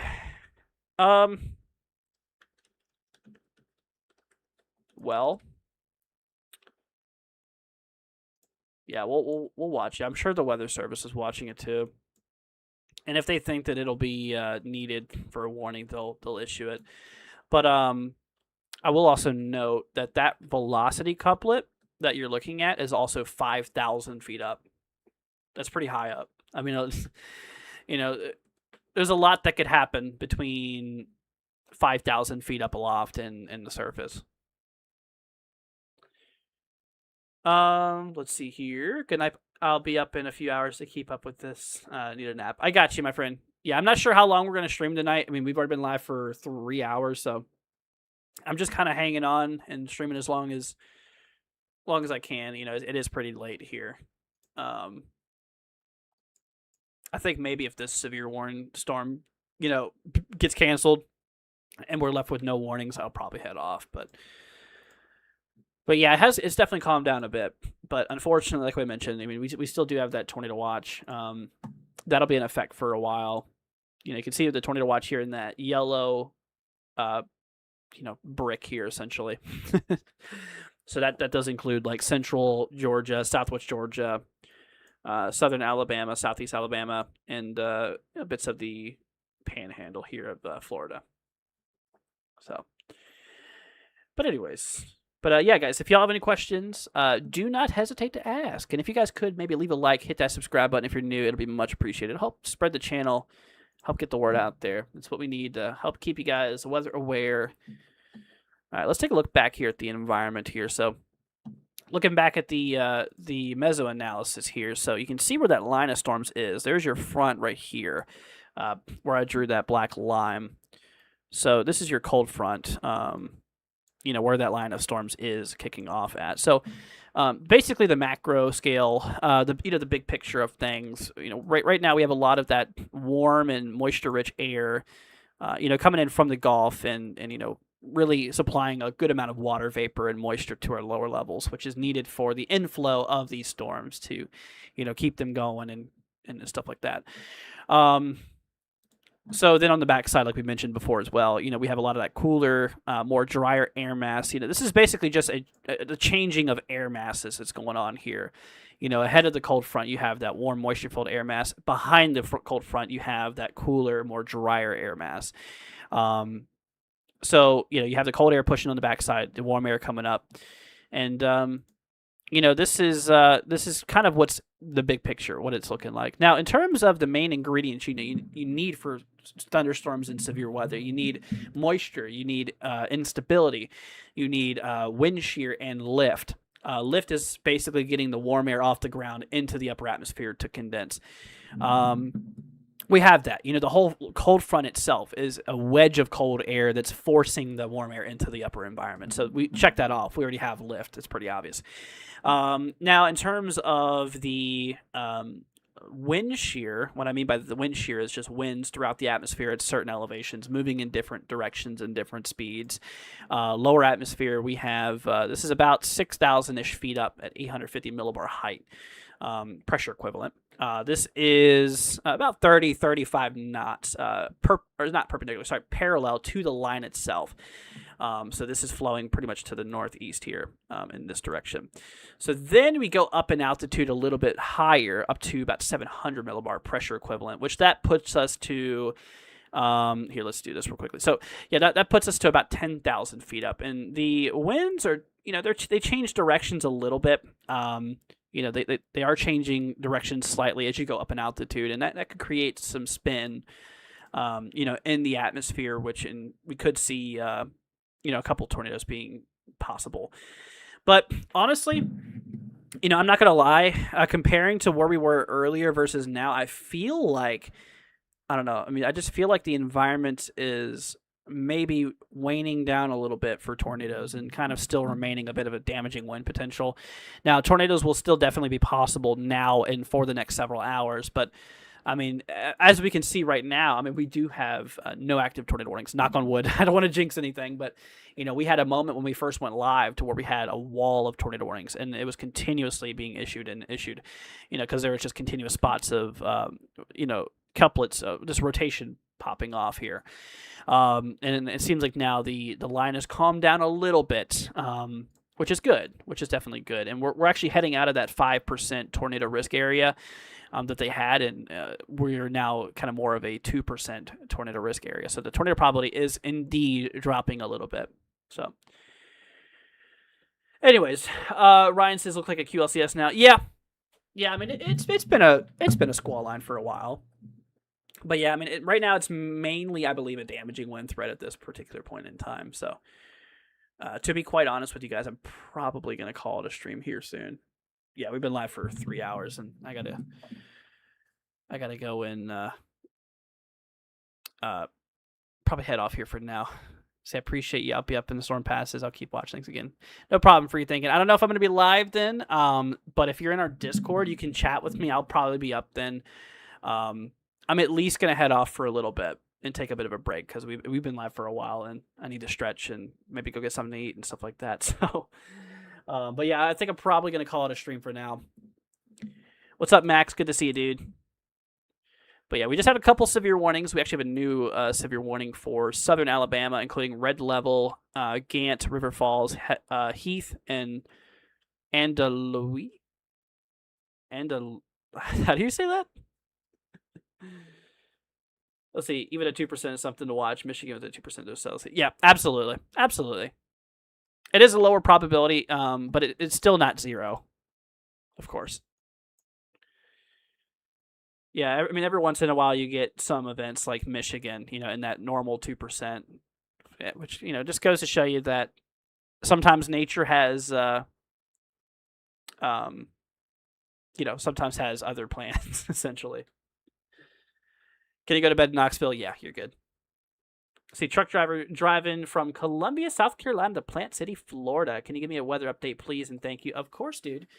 So you are in, you said, South Carolina to Plant City. What's crazy is that Plant City is like 5 miles away from me. I'm really not far away from Plant City. So when it comes to it, the line will be rolling through areas of Central Florida here later on. It'll be a lot more broken up by the time we approach later on this evening. Here, let's hop over to models. I'm not sure if you can look at it right now if you're on the road actively, but I can explain as we go through.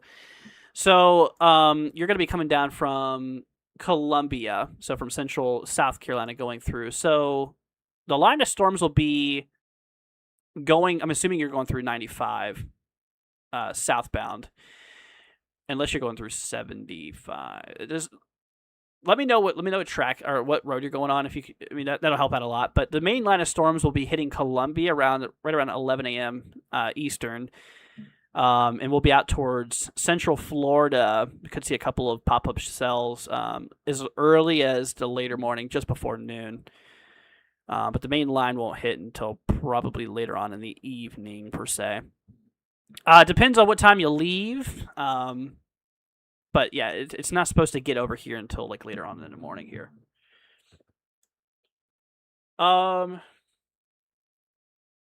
Let's see. Free thinking says, yes, I'll be up. You take a break. I'll be okay. Thanks for everything. You're very welcome, my friend. Yeah, I might pop back on later. Actually, we'll see. I just need a little bit of resting time because we've been live for a while, so need to get up and stretch and, like I say, go get something to eat because I'm a bit hungry. Squatch says, thanks for your comment. You're very welcome. Can I go to bed in Hawaii? Says Ryan.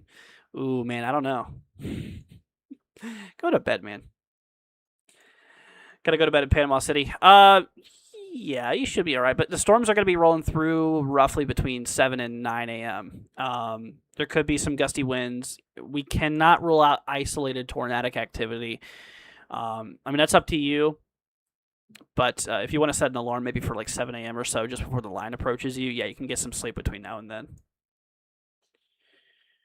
Let's see. Question: how many do I know confirmed tornadoes today happened? I can pull up the SPC real quickly because the Storm Prediction Center, they have a storm report list here. I'll bring this up so you guys can see it too.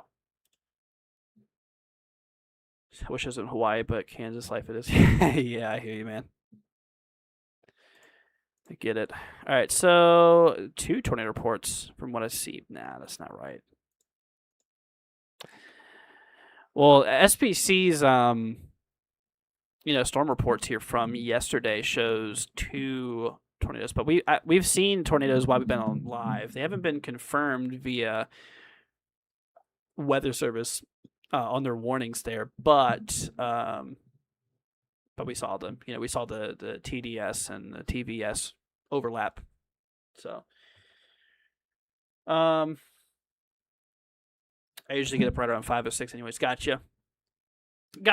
Yeah, I'll tell you what, y'all. Give me like 2 hours. Give me like 2 hours. I'll be back. We'll be back right around maybe 4:30, 5 o'clock in the morning. Or we'll set 5. How about that? We'll be back live at 5 o'clock a.m. So if you guys are still going to be up and if you still want some weather coverage, I'll be up at 5 a.m. and I'll do some more coverage for at least for a little bit. Probably won't be as long as this stream, but just for a little bit so I can get some food and relax for a little bit. But yeah, we'll be back right around 5 o'clock. How about that? 5 o'clock a.m. for just a little bit. But all right, everybody. You guys take care. Have a great rest of your night. Please stay safe out there. Please be careful. Once again, if you guys have any questions while we're offline, you guys can join our Discord. We have it in the description as well if you guys do want to, check that out and stuff like that. But yeah, we'll be back here probably in a little bit. Right around 5 o'clock a.m. So if you guys are still going to be up, just hop on then. Grace says, thanks for helping me out. Of course, you're very welcome, my friend. No problem at all. But all right, you guys, y'all take care. Have a wonderful rest of your night. We'll see you guys later on. Like I said, right around 5 o'clock a.m. Eastern or 4 Central. So I hope to see you guys then. No Name says, hey man, do I think it's gonna be bad for Northwest Florida? It's not gonna be like a full-blown outbreak, I don't believe, but we could see some damaging wind gusts and some tornadoes. That's mainly the concern. It's a relatively lower end event, in my opinion, but there still is potential for damaging weather. So definitely needs to be watched and monitored for sure. All right, everybody. Thank you guys so much for joining. You guys take care. I just want to go ahead and say thank you to all the kind love and support that you guys see, all the super chatters and stuff like that. So thank you all. Free thanking if you're still here. Thank you once again, seriously, for all your kind love and support. And all right, everybody. Well, if y'all are heading on your way out, consider subscribing if you're new. Maybe leaving a like. It'd be much appreciated. I hope to see you guys here at 5 o'clock in the morning. We'll be back here in a little bit. I'm just going to take a bit of a break off, get some food, stuff like that. And I hope to see you guys then as well. But all right, everybody, thanks for joining. You guys stay safe out there. If you have any questions, message me on my Discord. And all right, everybody, we'll see y'all in the next one. Peace out, my friends. See ya later on.